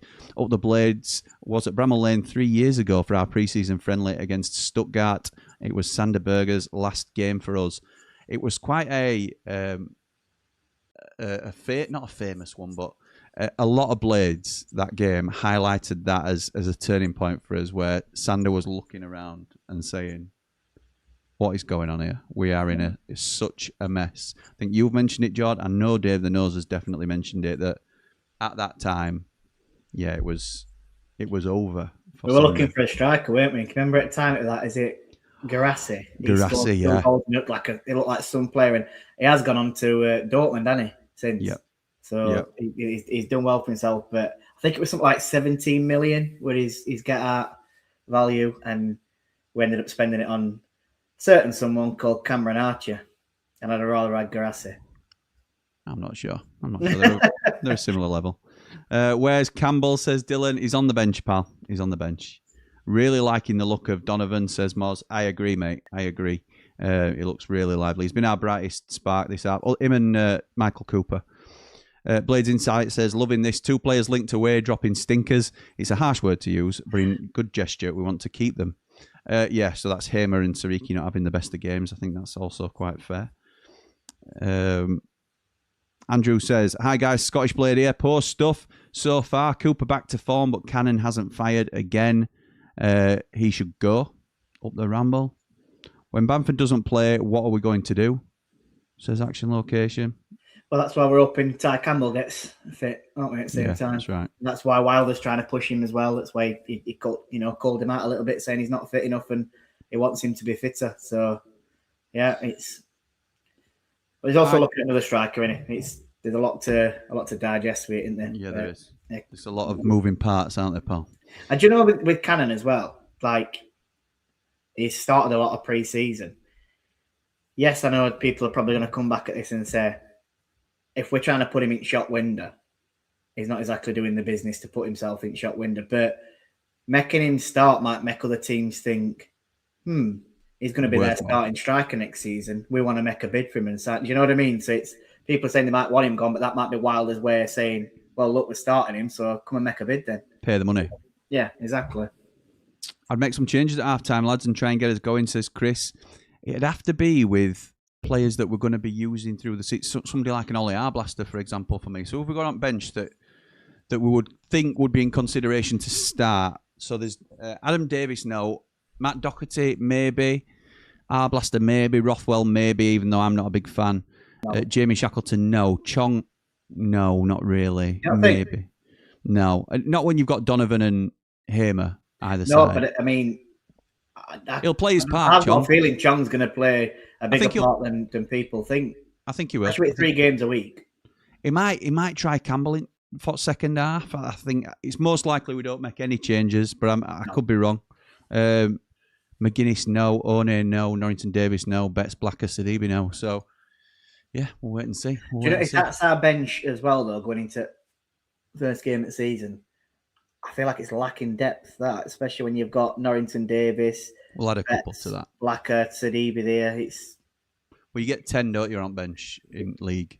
What we got there? 1, 2, 3. What is it? 9, is it? It's 9 13. Or 10. And there's a fair few there. I think there's 13. You're knocking off Norrington Davis, Betts, Sidibe, Blacker, McGuinness. What else is there? I reckon we'll have at least a couple in. At least. I'd have next week. We've been saying, you've even said it, and like I say, you trust your sources. Next week there'll be another couple, more than likely another couple of players in, and then I think probably by time. What, second game at season, 22nd? Might be third game, that Cardiff game. There might be another player there, and then maybe 1 or 2 on deadline day. Something along them lines is yeah, I'd agree, mate. I'd agree with that. What channel's it on, says Daryl? It's on Bochum's YouTube channel, pal. So you just have to search for it. Can anyone tell me what can offers? Or do you mean Canon offers? Canon, yeah. There's a few saying that. Papa Blade says, for that block, notice how Baptiste blocked it while Tango waved his arms around blaming. Need a new captain as soon as possible. Leaders take responsibility, not blame. Oh, when we used to slag Sousa off for that, I know. Pointing finger and blaming. Yeah, very similar. It was a pointer, wasn't it, Vinny? In that first season. What are you guys drinking? I'm on the water. I am on apple and blackcurrant. Nice. So we are rock and roll on the Ramble, Michael. Hi, Jimmy and Jord. We can't get too concerned about friendlies, and I hope we get our own back at Mansfield next week, get a few goals, and go into the first league game in a positive mood. Up the Ramble. Well said, mate. I'd say one person I will be nervous about, because I think he'll cause trouble. David McGoldrick. Yeah. Friend of the channel. Yeah, absolutely. It's nailed on, isn't it? I'm telling you now, he'll cause some trouble next week when we play him. Yeah, and we've already said that we feel a bit checky with defence. Still defensive too. He's still got it in him to do something against us. He's an absolute magician. What a legend, though. What a legend. Maury says, man of the half for me was Coops by far. We could easily be 4 down. Coops has done all right. Just that one. He's done really well. And I'm being really picky at that. Just that one punch clearance that he did where I'd have preferred him to collect it and then nearly scored from it. So, yeah. Yeah. Jack says, is this worrying anyone else? I'm not seeing a pattern of play, and I see the exact same issues we had last season. It's poor. These issues haven't been addressed yet. Asa then counters by saying, I like the way United are competing. We're playing away in Germany, which I think is also fair. Yeah, that's a fair point. Yeah, that's a fair point. I think, I won't get too down, but it is, even though we want them to be, it's a competitive game. It's a lot better opposition as well. Yeah. And I think the first 25 minutes, we did struggle. But then I feel like we got a bit of a foothold in game and grew into the game as well. We're still, don't get me wrong, I still feel like we're a bit uncomfortable with centre mids and defensively wise, but we did get a grip with game and started to come in. I'd just like to see us be a bit better going forward. But yeah, I get where you're coming from, Jack. I know what you're saying, but I'm not massively concerned. If this were like 3 or 4 games into the season, and we're still playing certain or not doing as many patterns, I might get a bit concerned. But there's still a lot to be drilled into these. They're still getting coached. It still is a pre-season friendly where we're not going to go 100%. Yeah, agreed.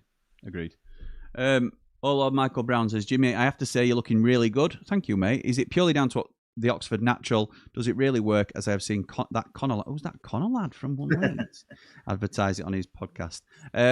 It works for me, mate. It works for me. That's all I can say. You'll never get a hard sell from me because I wouldn't want to promise you something that I can't deliver on. I don't make it. I don't do anything. I've now been offered a position as a brand ambassador for Oxford Natural, which I'm really grateful for because they've seen the progress that I've had since I've been on it. I am also working hard in the gym and trying to, but that helps me with my energy levels and sort of calming me down on a night. It helps me sleep and things like that. So it's worked for me, Michael. It doesn't mean it's going to work for everybody. I will say that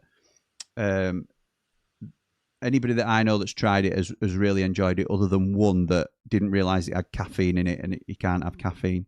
So other than that one, everybody that I've had really positive feedback from everybody so far. So it's up to you though, pal. I'm not going to push it on anybody. It's working for me is all I can say. Philippe says, don't do social media, so unaware of the latest. Has Billy Sharp retired from playing, or is he still looking for another club? Up the Blades, up the Ramble. Well, I think he's still looking. Has he got one more to get before he hits 300 club? Yeah, I think so. I still think someone like you. He was linked to a York, weren't he? Yeah, I firmly believe he'll get the gig there.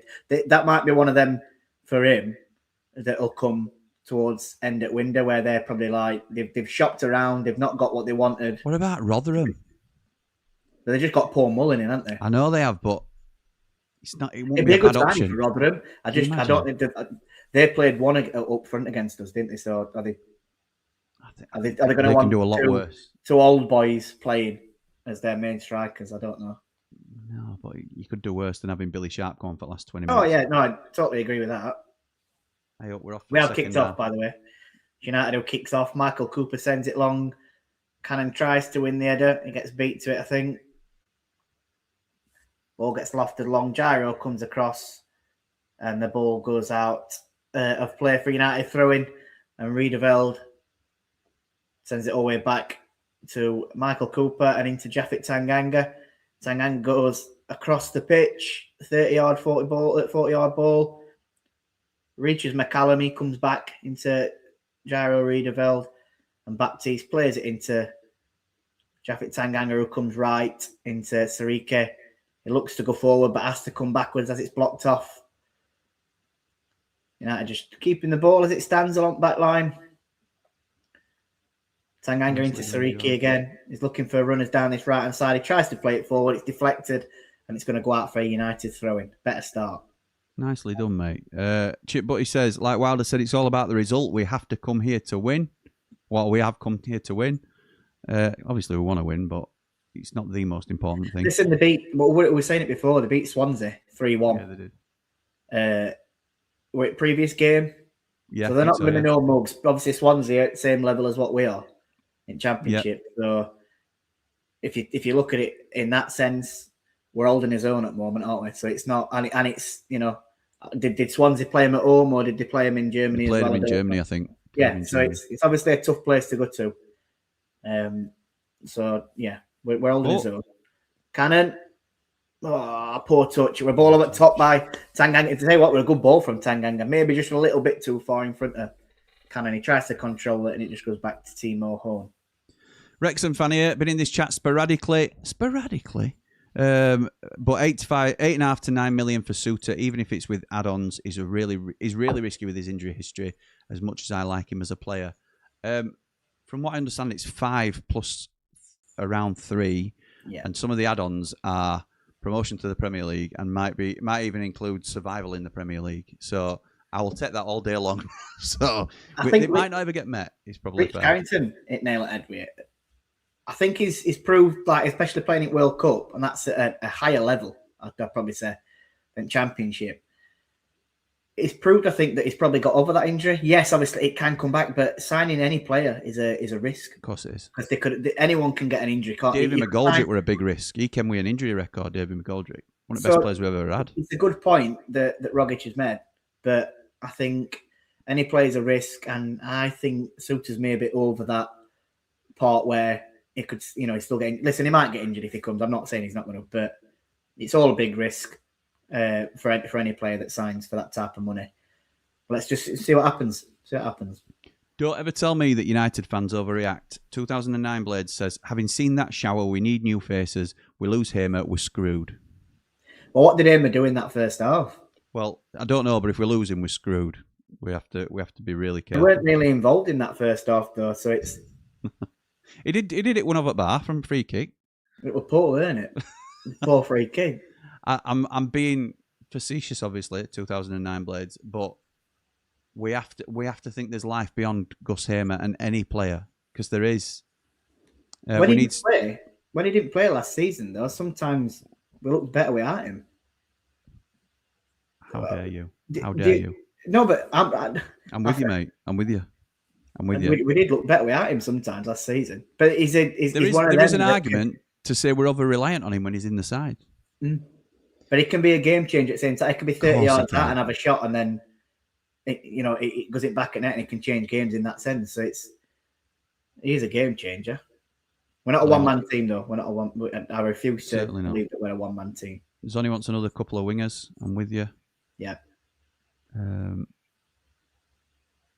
A really good number 6. Gyro can play that position on his own. It lends to a 4-3-3 or a 4-1-4-1. I'm not seeing any new ideas at the moment from the new coaching setup. Does Wilder have a plan B, says Lisa? I don't Mac, think who became a Ramble supporter yesterday. What? I don't think he ever has he? No. Mac, who became a Ramble supporter yesterday. Thank you, pal. We're going to have an interview after the first half with the assistant manager. We genuinely look lost. There's been some attacks that looked okay. Donovan looks promising. We're just not there in the final third. I think we started off all right this second half. There's only 5 minutes gone and not too much happened, but we're seeing a lot more at ball than what we did in first half. Yeah, agreed. Khan says Cannon is woeful. 10 million is a massive, huge mistake, even more so in our current situation. It wasn't 10 mil. No, nothing like that. But it's, we've not seen value out of Cannon yet. I think. Do you think it'd get as much stick if we saw the proper fee that we think? No, I think it's still a decent fee, isn't it? So it's yeah. Lovely ball into the box. Oh, City Peck on edge. Play it to Sarike. Too late. Faffing about with it. United get ball back though. Sam McCallum's about 35 yards out into Kusema. Oh, it's a poor ball into McCallum. Miyoshi intercepts it. It's a United throwing though. Are we going to go long? No, come short into City Peck. Good ball. He's got the 1-2 back onto his right foot. Out wide, Sam McCallum. McCallum tries whipping a ball in. Oh. Cannon tries to get there. Oh, Donovan puts it wide. He miscontrols it. It drops down just in front of him. It's his knee, I think. His right foot onto it. It's a poor connection in it. I think it drops at him really, really quick. Just going to show you now. Replay. Oh, no, he should do better. He should do better there for me. Chance for the Blades. Nice to see a chance for the Blades. Joe says, what will happen is we'll sell Cannon and then he'll become a prime Michael Owen. It's the Sheffield United way.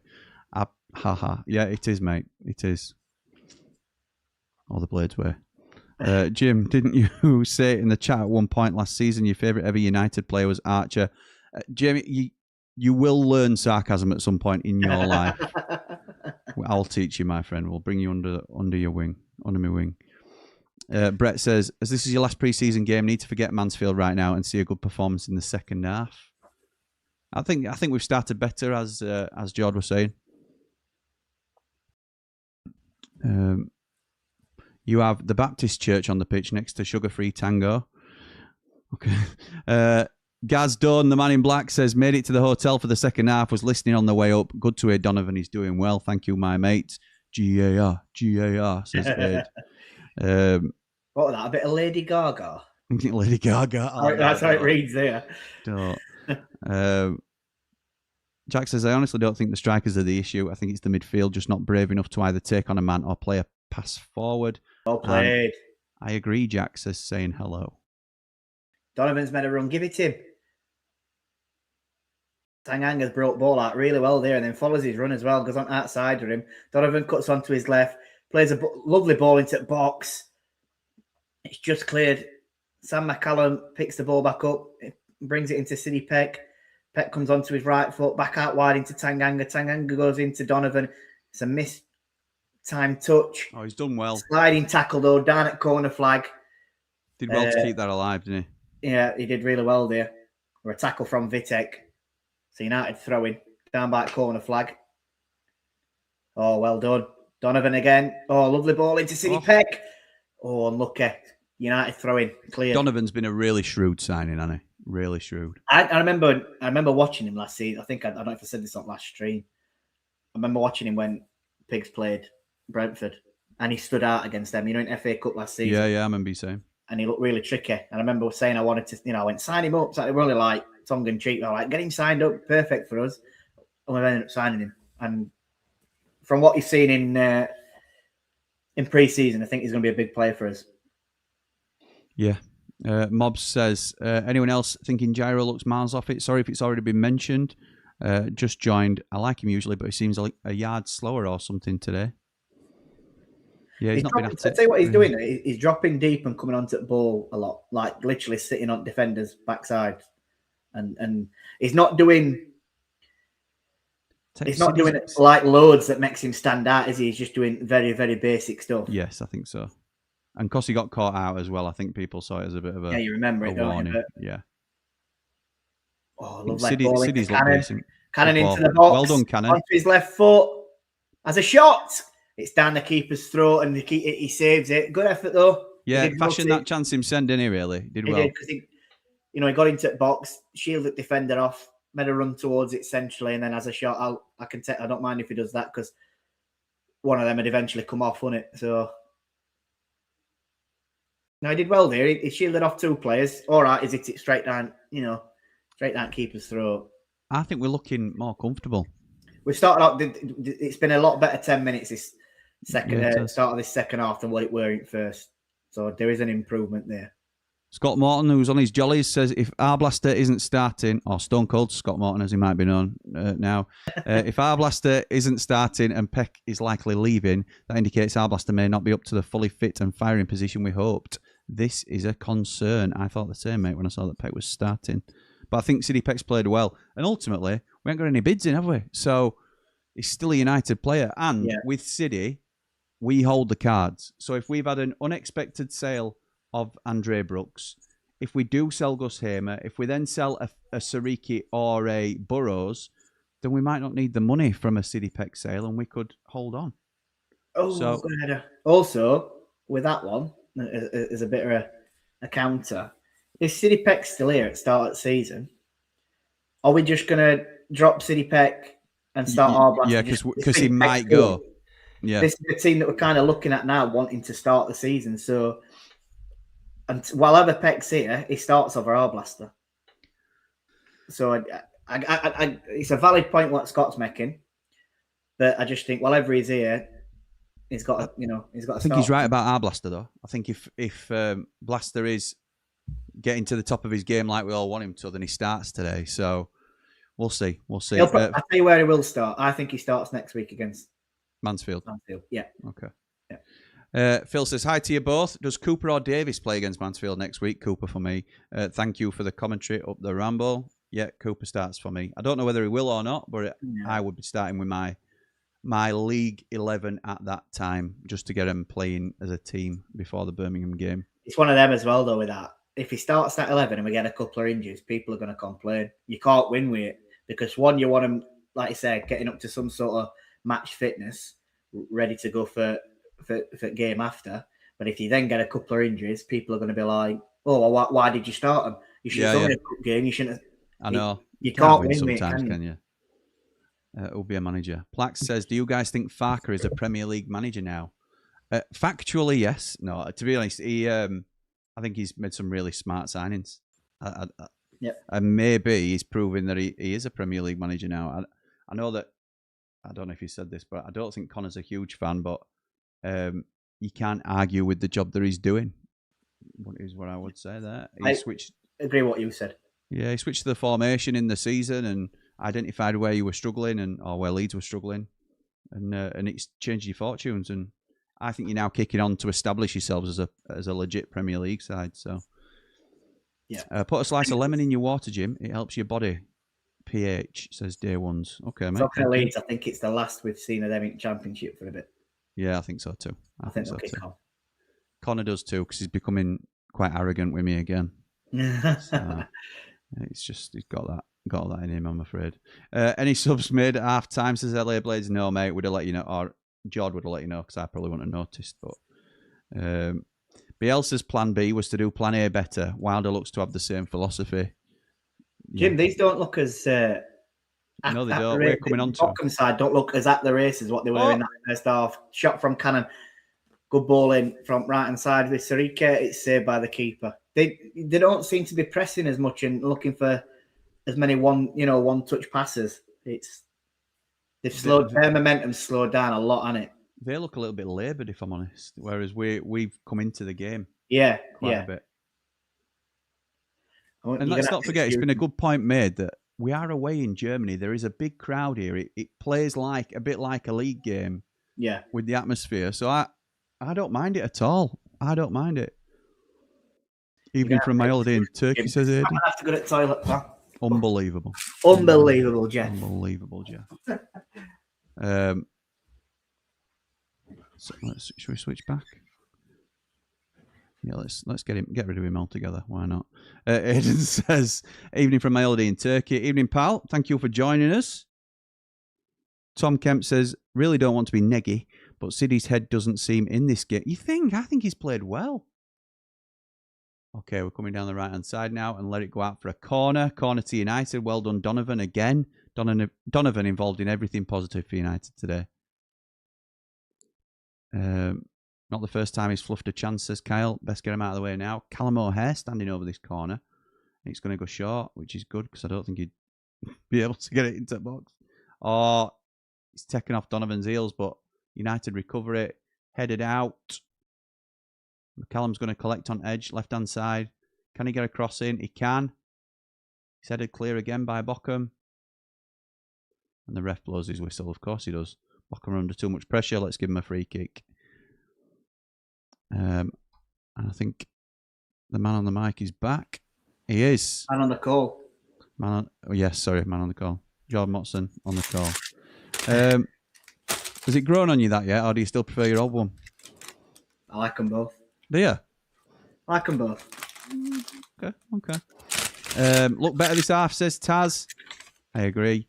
Josh says definitely missing some width. What you got? What you got? So before we come on, I went to Berry's. Okay. Had a pork sandwich. Nice. Nah, I'm eating a caramel slice. Tell you what. Do you know what? I'd normally be jealous, but because I'm on Oxford Natural, I don't really feel No that cravings, is it, pal? No cravings, mate. No cravings. I think the problem with Hamer is he doesn't offer an outlet on the left, goes missing, but gets away with it by curling one into the top corner. We're a better team without him, says Josh. There is an argument that, and there is a vocal section of United support that does say that. Can't see Cannon ever coming good, no matter who he plays for. Says Super Sharp Blaze. Well, he played well for Preston. I think he played all right for Stoke as well. Lady Gaga is Mrs. Dunn, says Dave Marwood. Nice. Archie says, "Oh yeah, hang on." Balls into the box to Bochum. Headed clear. Shot from about 30 yards. No good. Goes over the bar. Goal kick to United. Archie says, as a Brentford fan, I'm not surprised to hear that Donovan is impressing. Biggest academy talent we have had in years. Love that, mate. Love that. Lethal in front of goal. We are not. It's 0-0. What? How can there be lethal in front of goal? It's 0-0. Anyway. I don't know if they're saying, are you talking about being lethal in front of goal? That's what we're not. Yeah, possibly. I don't know if they're saying they're lethal in front of goal. Well, they're not. They've just made a sub, actually. 2 subs for them. Panawig. Oh, Pannenewig. You're right. Yeah, you're right. Panawig, as we'll call him, because it's German. Yeah, Panawig. Here comes the main man, Tahith Chong. Ollie Arblaster as well. I don't know if they're going to make him just yet. That chong. Finally got to a live stream. How are we playing, lad? Says Knock Off Nige. Doing all right, mate. I think doing all right. We were a little bit under Kosh in the first half. They were the better side, probably. That's unnecessary. I think we're Donovan that pushed him over there. I think he's done that on purpose because I have a feeling he's coming off. The Wilder half-time rocket has worked again, says Kyle. Maybe. Helen says Donovan's done that a couple of times in friendlies now. If he can control it better, I think he will get himself a decent amount of goals this season. Ollie Arblaster and Chongi just getting warmed up on side, as is Joe Rothwell. Very, very poor side this year, lads. Not looking like a team at all, says MW.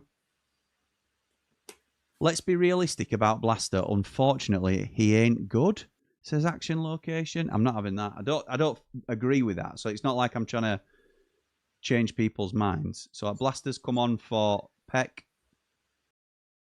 Ollie Arblaster. Gyro Riederveld's come on. Gyro for Rothwell. And Donovan for Chong. Where's Joe Rothwell on here? Oh, he's there.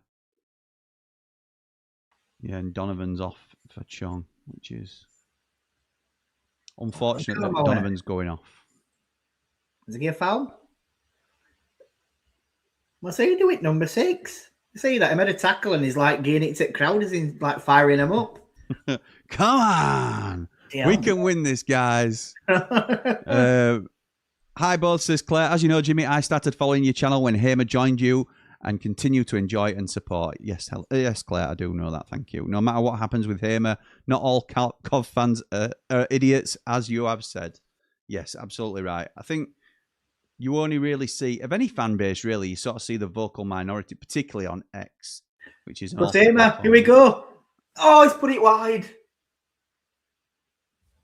Well, that could have been his final goal in a Blade shirt, and he's put it wide. Final goal. Staying in it. Good luck for the season, says Claire. Thank you. Best of luck to you as well. Enjoy it. Enjoy it. But enjoy it being disciplined. Don't let VAR annoy you too much, because it does. Yeah, it does. It really gets you. It ruins it. I think there's lots of effort and running about, but a real lack of quality from both sides on the ball from what I've seen, says John. I think they've certainly gone down a notch. Here we go. Chance against United. Gus Hamer into the box. Plays it across. Square. Tom Cannon. Shocking touch. Poor touch. I'd like to have seen Tyrese Campbell get a little run as well. And then Gus Hamer has I think it's a cross. In fact, that's not a shot. It's a goal kick. Rock Ramble says, take Donovan out of this team and it's bang average. Okay. Must admit, Jim, since I put that, he's been really good. Typical. Up the Blades, up the Ramble. Good stream. I think that was City. I think Peck's looked poor. Just sideways passes, says Jack. I don't agree. Don't agree, mate. No outlet off the left, says Meldrew. 12 assists last season. I give up. I know. Oh, Rothwell, what is that? Max says, Jord went to the toilet and ended up fetching food back. Is the cupboard in the bog? Sorry, here come Bochum into United's box on this left-hand side. Vitek plays a ball in.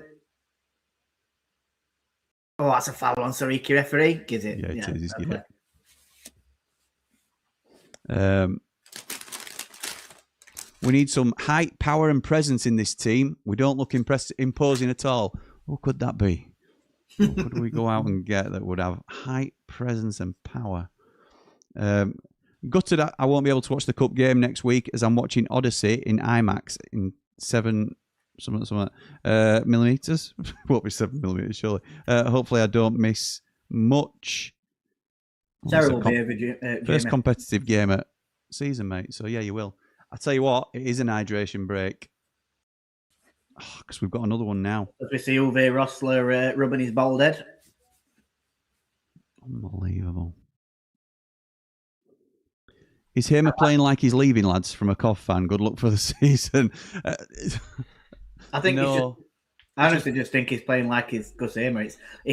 Gus Hamer can go missing for large parts at games and then all of a sudden turn it on. And that's probably what he's just done it last 2 or 3 minutes. Yeah, and to be fair, I think he's had a decent pre-season, Gus. I think he's been all right. Bet Birmingham are bricking it watching this, says Lassie Dog Pie. They've got Jack Robinson. They should be bricking it. Lethal we are not is what Rocking 60 Plus meant. Yeah. Oh Lord Michael Brown says, why isn't Jord using the Oxford Natural? It'll stop his cravings. Jord doesn't need to use it necessarily, so... I'm becoming a father, so dad bod's coming on for now. It's staying for now, Michael. Thom's just got some, hasn't he? Thom's on Oxford Natural. Get another 6 months and I might be on it. Good boy. Might change it. Water break, says Gaz. Hope to find somewhere to find the Mansfield game in Vegas next week. My thinking is strong lineup for me. Yeah, I think so too, pal. It's on Sky, so will they show it? They should show it, shouldn't they? Yeah, he'll get it somewhere. In America. He'll get it somewhere. 74th minute, Chong goal, says Blades Insight. You heard it here first. What are we on? So 6 more minutes. Is that ITK, Blades Insight? Joking. Kel says, Jord, does Mrs. Motson have cravings? All the Blades up the Ramble. Do you know what, Shan? Which I've been really, really surprised. We're 3 months off now, and She's not had any cravings at all, so there's still to come if that's the case. It's just made her have questionable football takes, I think that's all. Yeah, 100%. But they were questionable before. It's even worse now. We're just about caught up. John says he's absolutely shaking in his boots about Sheffield United. We'll be all right. Don't you worry about us. I can't wait to play a Birmingham team that just beat Barcelona. Yeah.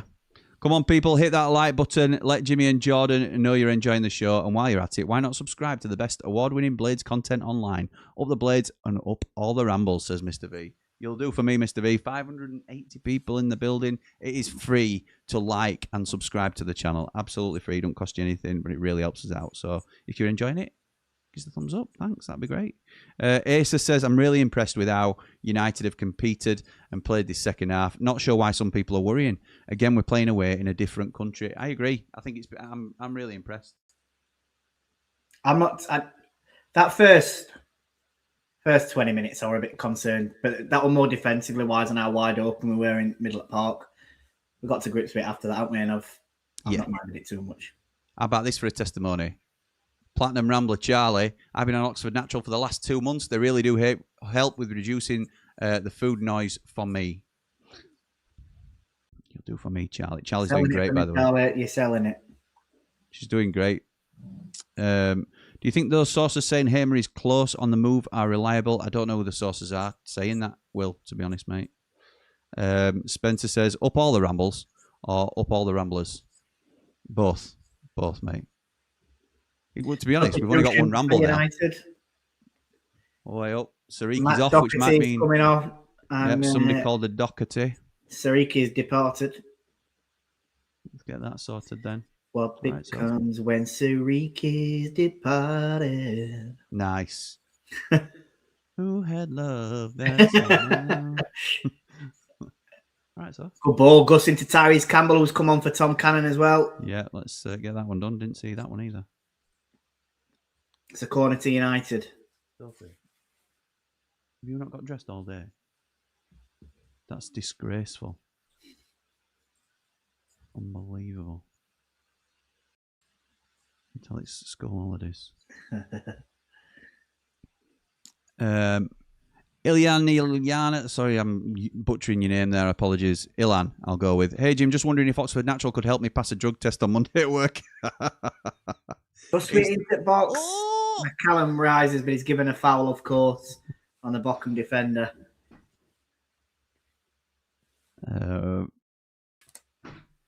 You know it's bad when you start washing the pots, says Chip Butty. Gaz says, I think we've been the better team second half, and these beat Swansea 2-0 recently. Has Doherty been on the weights? He's looking a bit better, isn't he? Looking a bit better. Is Peck going? Jimmy says, Kel. Don't know, Kel. Don't know. I would, if I'm a betting man, I would say yes.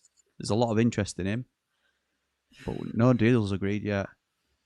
Oh Lord, Michael Brown says, I understand that hydration breaks might be introduced in the Premier League and EFL in August and September should the heat and humidity continue for health and safety reasons. Let's hope not. Obviously, we all want players to be safe, but playing in the August, September heat as it's going into autumn is totally unnecessary to have hydration breaks for me. I mean, how many years have they been playing where it's like 24 degrees exactly in this country? And they've never had it. I get it. If you're talking 27, 28 degrees, yeah, fair enough. I can see it.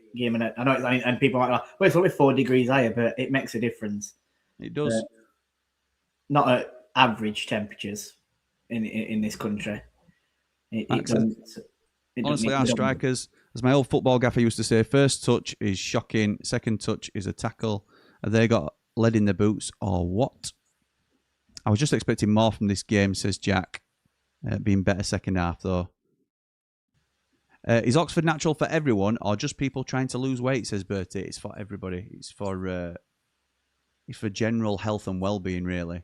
But it also acts as a food supplement, so it's got really good stuff in it, as mentioned in the ad. But as I say, I'm not hard selling to anybody.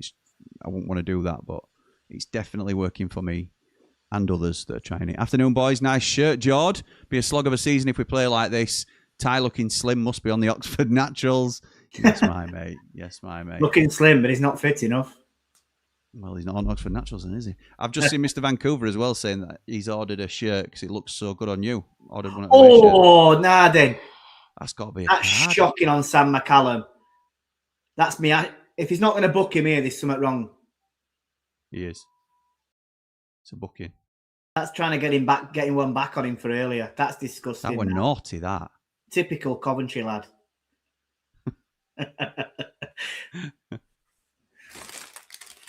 It were Birmingham lad, I think. Oh dear, sorry, I had to get that one in. 74th minute, I meant 84th minute with a slight typo in the exclusive. There you go. Blades Insight breaking news here on the Blades Ramble. Plaque says, no idea how nobody has come in for Ramazani for 8 million. Farker don't want him, so Leeds are trying to get rid. We wouldn't be able to afford that, pal, at all. Wouldn't surprise me if he ends up at like a West Ham as a Somerville replacement or something like that. That's right, Watchalong. Go on, then. It is. Callum Aware. Yep, you think Sam Eaton. Out to McCallum. Crossed in from deep, but keeper collects. Yeah. It was a long floaty cross, and keeper was just able to pull it out of the air. Gaz Dunn, the man in black, says that is a shocking challenge. That was the one on McCallum. Risk of dehydration increases by 30% at 26 degrees. Okay, interesting fact. I won't fact check it. I'll just take your word for it. But if that's the case, then why not have a temperature watch or something like that? Then if it hits that, then you can have an hydration break. Yeah. If you don't, then we don't. Kel says, Jimmy, when does the transfer window finish? The 1st of September. And Sheffield United play Bolton Wanderers that evening. It's a Tuesday. So I am having to really consider not going to the game, which I really don't like doing. But I'll do a watch along instead, because then we have our transfer special as well for deadline day. So Chong wins a free kick. Well done. United take it quick. Doherty does look a big lad, doesn't he? Bloody hell. Up the Dave Morwood. Looks like a bleeding size 3XL. Oh, does? Doherty. Yeah, he's massive, isn't he? Massive. Up the Dave Morwood and up the Jord Motson, says Ilan with a £2 super chat. Thank you, my mate. Heard you're in for Joffy Geldart. There'll be a few blades that don't mind that. I would love that if we were, but yeah. I doubt we are. Really well played from Chong, says Bertie. And in my opinion, it will be a game by game for hydration breaks, not a blanket across the leagues, says Gaz. Yeah. Okay, and we caught up now. Finally, I got to 77 minutes, and I finally caught up on the comments, and I've still had to miss a few out to get there. It's Horn who clears it long then for Bochum. Sam McCallum doesn't challenge on the right-hand side. Miyashi made a run in behind, doesn't receive it. Bochum try and play a long ball across. It only comes as far as Chong. Chong Hughes look lively. I tell you what, these are proper playing like every time we're running through, they're standing next to us, and all he's doing, he's gone down holding his knee. You know, like we're trying to make a run through. Yeah. He's then gone down rolling around like he's holding his knee, like knee as if he's injured.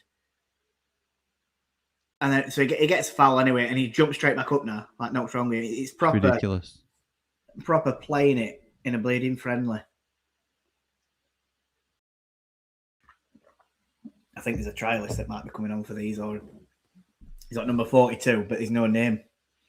No name for him. Miyoshi comes off. Yeah, Miyoshi comes off. Jackass comes on. Jackass? Yeah, the film, yeah. It's Steve-O. Chongy looks hungry this season, says Blades Insight. I really hope he keeps this up.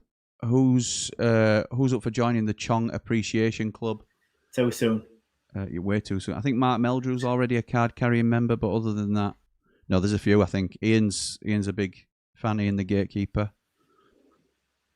I think, do you know one thing that he has seen? That I've seen? He looked a lot more confident on the ball than when I agree with that. Last season, and I will agree with that one. I'd love him to do. I want any Sheffield United player to do well. Yeah, me too. Don't know what we're doing with him yet, but would you take Alan Brown? I would if we didn't have Joe Rothwell, and I think he's a better player than Joe Rothwell. But I think they're quite similar, and I I don't think we'll do it because of that. I think we need a different profile in midfielder. We've talked about this a little bit, to be honest. Must be a sniper in the stands the way he's gone down, says Mac. I know it was shocking that. So every time we've gone forward, it's like they're tracking back, and then they're just throwing themselves on ground as if we've shot them, and it's frustrating. Lovely ball to Callum Aware. Does really well. Yeah, he does. He's looking for runners, though. He's having to do it himself at the moment. There's a few tired legs out there. Yeah, there are. Chong has it on right hand side. Great ball into Matt Doherty. Doherty tries playing it in, it's blocked. Unlucky. Good run to get in behind there. There's going to be a foul here. Tanganga, that's a foul. Got suckered in there a little bit. Yeah, it's clever from Hoffman, isn't it? Yeah, it is. Centre midfield's a real problem this season. I'm calling it now, says Mogger.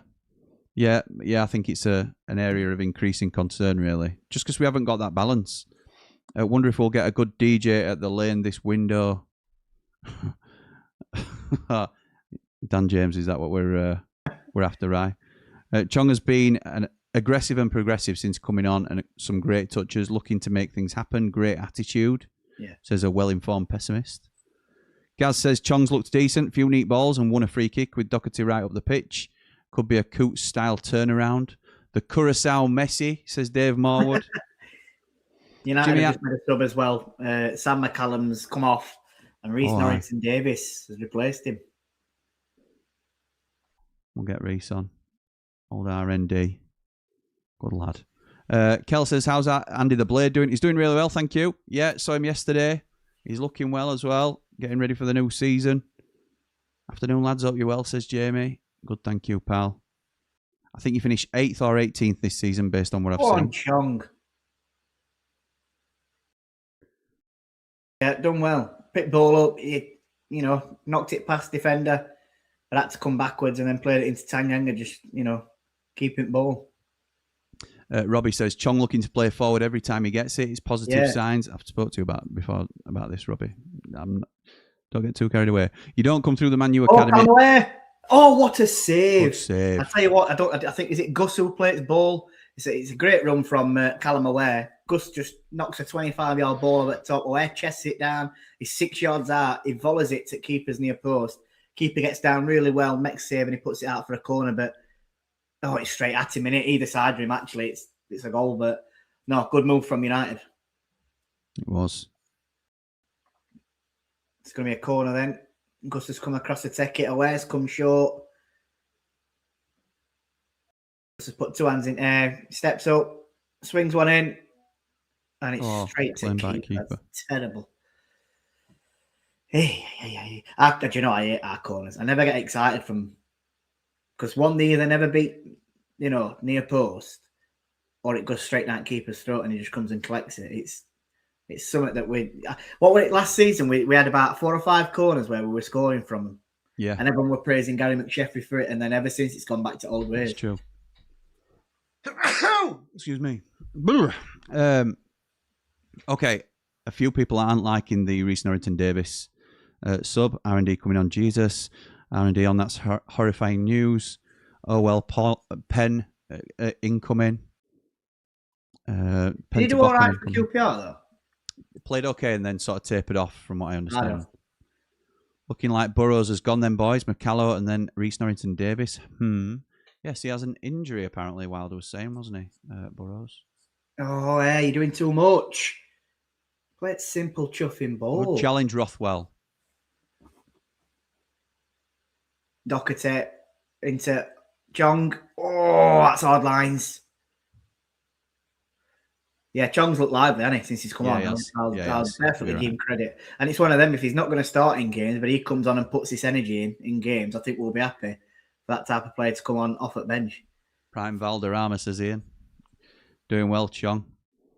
Gus supplying the wings can rotate with O'Hare. That wing again, Chong. Ball into the box. Don't beat first man, unfortunately.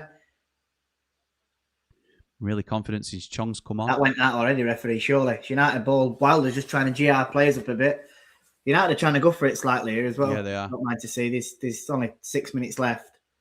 Throw it into Callum Aware. He gets into the box. No, it's not. Oh, get up, he says. He's looking for it. Yeah, what? He just ran into there, man, didn't he? Yeah, he did. I tell you what, good pressing from United, though, to win ball back again. Chong plays it into Arblaster. I just want to see how Arblaster went down. Tough tackle, that. It's a good tackle. I just don't know. Did he go down and stay down? Every time you see a tackle on him now, you think, oh, Yeah, is you he do. all right? Just natural reaction, isn't it? Yeah, because he spun there, and then as he turned, Yeah. the man were in front of him and slid through him, which was it looked a fair challenge, to be honest, but it were hard.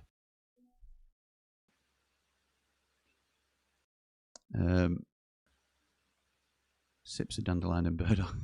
Matt says, loads of time left in the window. Get the balance right in midfield and out wide. We'll be really competitive this year. Oh, Cuts into the box, cuts onto his right, has a shot. sick. He's tried bending it into the far corner. Keeper's read it straight into his chest. But again, good press from United from when Bochum had it on that right hand side with made him make a bad choice and won't ball back and then come away with a counter attack. Yeah. Yeah, well said, mate. What's your thoughts on Gus, Jim? Do you think he'll stay? I'm not sure. I'm not sure, in all honesty. Here come Bochum. Well done, Michael Cooper. Michael Cooper, brave. Gets down to a low cross and cuts it out. He's backing it. He's backing. 100%. And it's mad, isn't it? Because obviously, people were getting on his back last season, and even we were saying there's something wrong. It's not him. It's not. And you could just tell, couldn't you, that he were playing through an injury all day long. Oh, here we go. Corners might look more promising by the time we get to Mansfield, says Robbie. Couldn't find a stream anywhere, so I ended up finding your commentary, says OK Blade. Your commentary sounds more exciting than the actual game. Why do you make it sound like a last resort, OK Blade? No, all joking aside, it's on YouTube, but it's on Bochum's YouTube channel, so if you want to watch it there, but the commentary is in German, so you might have to put up with us. Sorry about that. The Doherty and Chong partnership looks bright. Don't mind this right-hand side at all, says Kyle. That's a penalty, the cheating German, says Lisa. I don't think it was. And yes, he will stay. Rothwell's looked good since coming on. He made a good challenge as well. And I hadn't seen an awful lot out of Rothwell since he's come to United, but... Look at Reece Norrington. No, it's not. It's Gus Hamer. Look at Reece Norrington Davis. Gus Hamer actually chasing back and winning ball as well. Blaster took a whack, then you did. Thong has been class since coming on. Thong. Thong. Chong and Rothwell both made a difference for me here, says CJ. Coops. Much better in the second half, says Mr. V. Completely agree. Good I think them worries that we've seen it first half, didn't we? I think we have been a lot better second half. Agreed. Cooper is back to his best. Looks a stone lighter than this time last season, says Mogger. A stone? I'm 2 stone. Not that it's competition. Well done, Baptiste. Ball went over. Norrington Davis said their player cuts in, and Baptiste. Oh, what's going off here? They're grabbing. What's he doing on Norrington Davis? We look fit, says Tom, which we haven't looked in a very long time. Kelly says, Jord, what do you think to home and away kits? Love them. I've got both of them. I've got this one and I've got the home one. I think they're 2 really, really nice kits, and I'm very happy that we've gone back to Adidas. I'll let Jim say it because he'll know more about saying it about links in description. Links you can use. Yeah, links in description if anybody wants to get one from Fanatics. Order it online. It's the same. It's the Sheffield United supplier. It's not like a replica or anything like that. Fanatics link, and the channel gets a bit of a kickback. So if you're getting them anyway, I would appreciate if you used our link, but no pressure. Done everything but score this half, says Kyle. Can't with Campbell can't do with Campbell anymore. Ship him out. Oh, Chong, that's an awful ball. That's the worst thing he's done. He's done all right up until that bit. Selly says absolutely gross. I fear this season. Been miles better this half. Fair dues Wilder, says Taz, who were actually saying something about people will still be happy with Wilder though after the first half.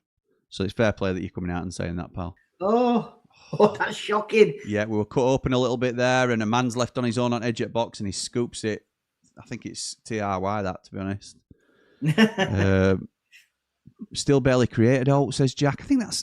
I'm being greedy now. No, I don't think that's fair. I think we have created a few chances. Maybe not, like, superb chances. Baptiste, man of the match, quality composition through through this game and pre-season. What a prospect he really is. I think he's been steady. He hasn't really jumped out at me, if I'm honest. Joe says, got this stream on just as I've gone to buy the away kit at the lane. Unbelievable. Absolutely unbelievable. No worries, mate. CJ says, much better second half. I think Blaster and Rothwell have given us more control in the midfield. I think that's fair. Just as Blaster gets tackled. He's been clattered a few times, hasn't he? Yeah, he has. He has. Did anyone else see Doherty put his hand out for Tanganga and Tanganga shrugged him off? Tanga's not a Blades player. He's petulant. No, I didn't see that, to be honest. I didn't see it.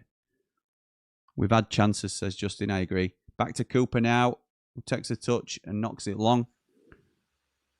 Aid says, I'm up a stone, just hit 10 stone, aiming for 11 for May next year, running the Leeds Marathon. Oh, best of luck with that, pal.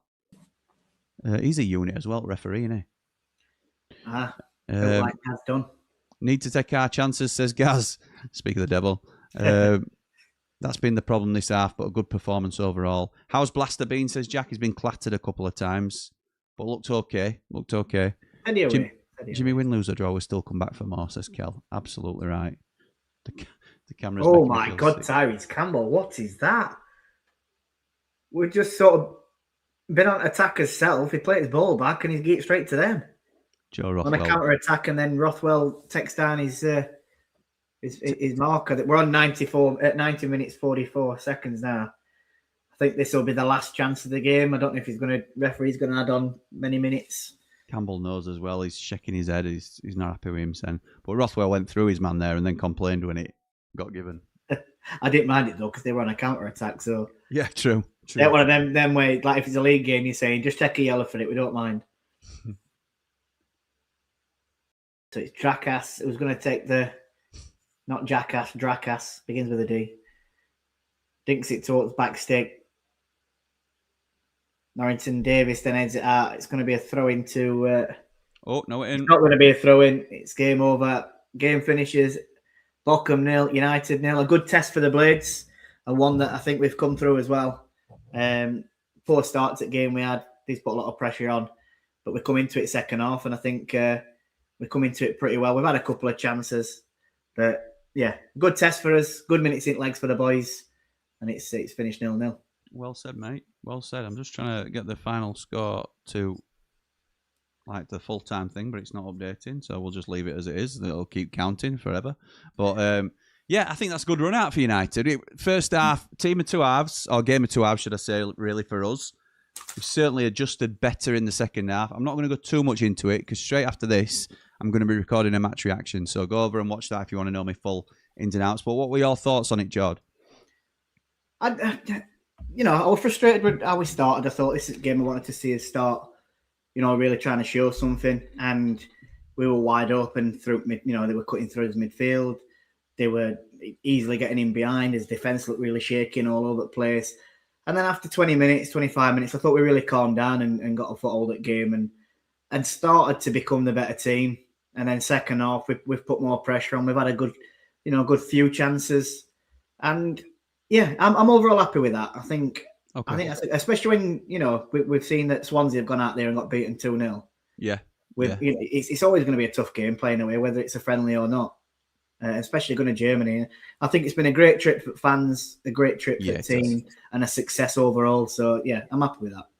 Good stuff, mate. Good stuff. We'll just wrap up last couple of comments, and then we will we'll call it. So, Robbie says Rothwell looks much sharper, fitter, and lighter. Must have been on the Oxfords. He must have been, pal. Must have been. Michael says a good run out. But a big improvement needed. Poor first half, average second half. Mr. V says, good to see both Hamer and O'Hare playing the full 90 minutes. Take that, undefeated in pre-season, says Gaz. Mogger says, defence feels a lot more solid, but Selly says, absolute dross. Is Burrows not in the squad again? Attila says. No, he's not in the squad. He's injured, apparently. Great watch along as usual, guys, says Dave Morwood. Not that impressed by Chong, says Hutch. Look, I have to say, you've got to call it performance per performance, and he looked really good when he came on. There was one really poor misplaced pass, but you can forgive one passage of play. I thought he looked really good when he came on, to be honest, Chong. I'm not his biggest fan overall, but I thought he played well.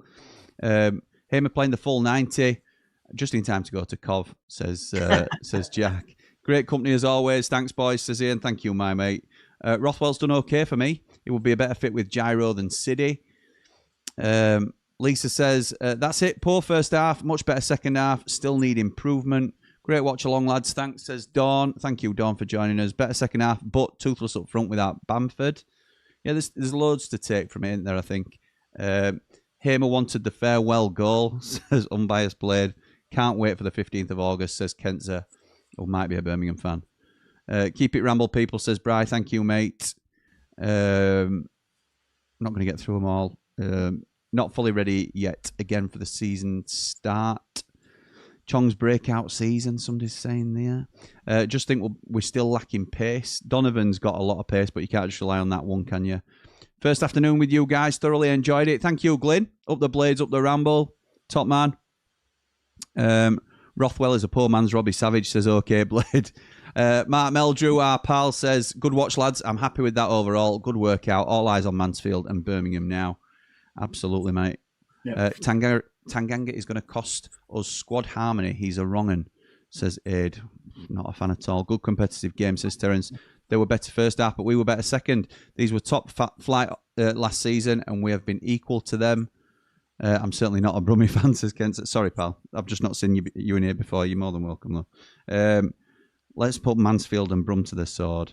Okay, right, we're going to call it there. Thank you to everybody that's joined us for the stream. It's been very much appreciated. That's our final pre-season test. The next time you see me and Jord on a watch-along, it will be for, well, it'll most likely be for Mansfield versus Sheffield United. I might be on before that doing a couple more games on the EFL channel that we've got. But yeah, myself and Jord will be back together again next Sunday doing the watch-along. And I'm really looking forward to it. First competitive game of the season. Mansfield, I think he might go strong just to see what our league team will look like.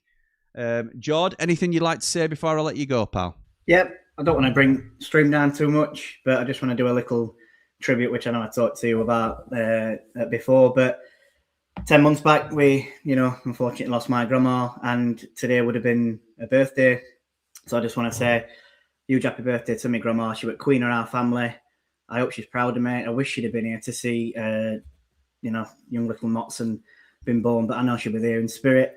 And I hope, she's up there with my granddad and Bex now having a John Smith's and a beer, because I'll certainly be having a beer for her in a couple of hours. But yeah, happy birthday, Grandma. Happy birthday, Grandma. Oh!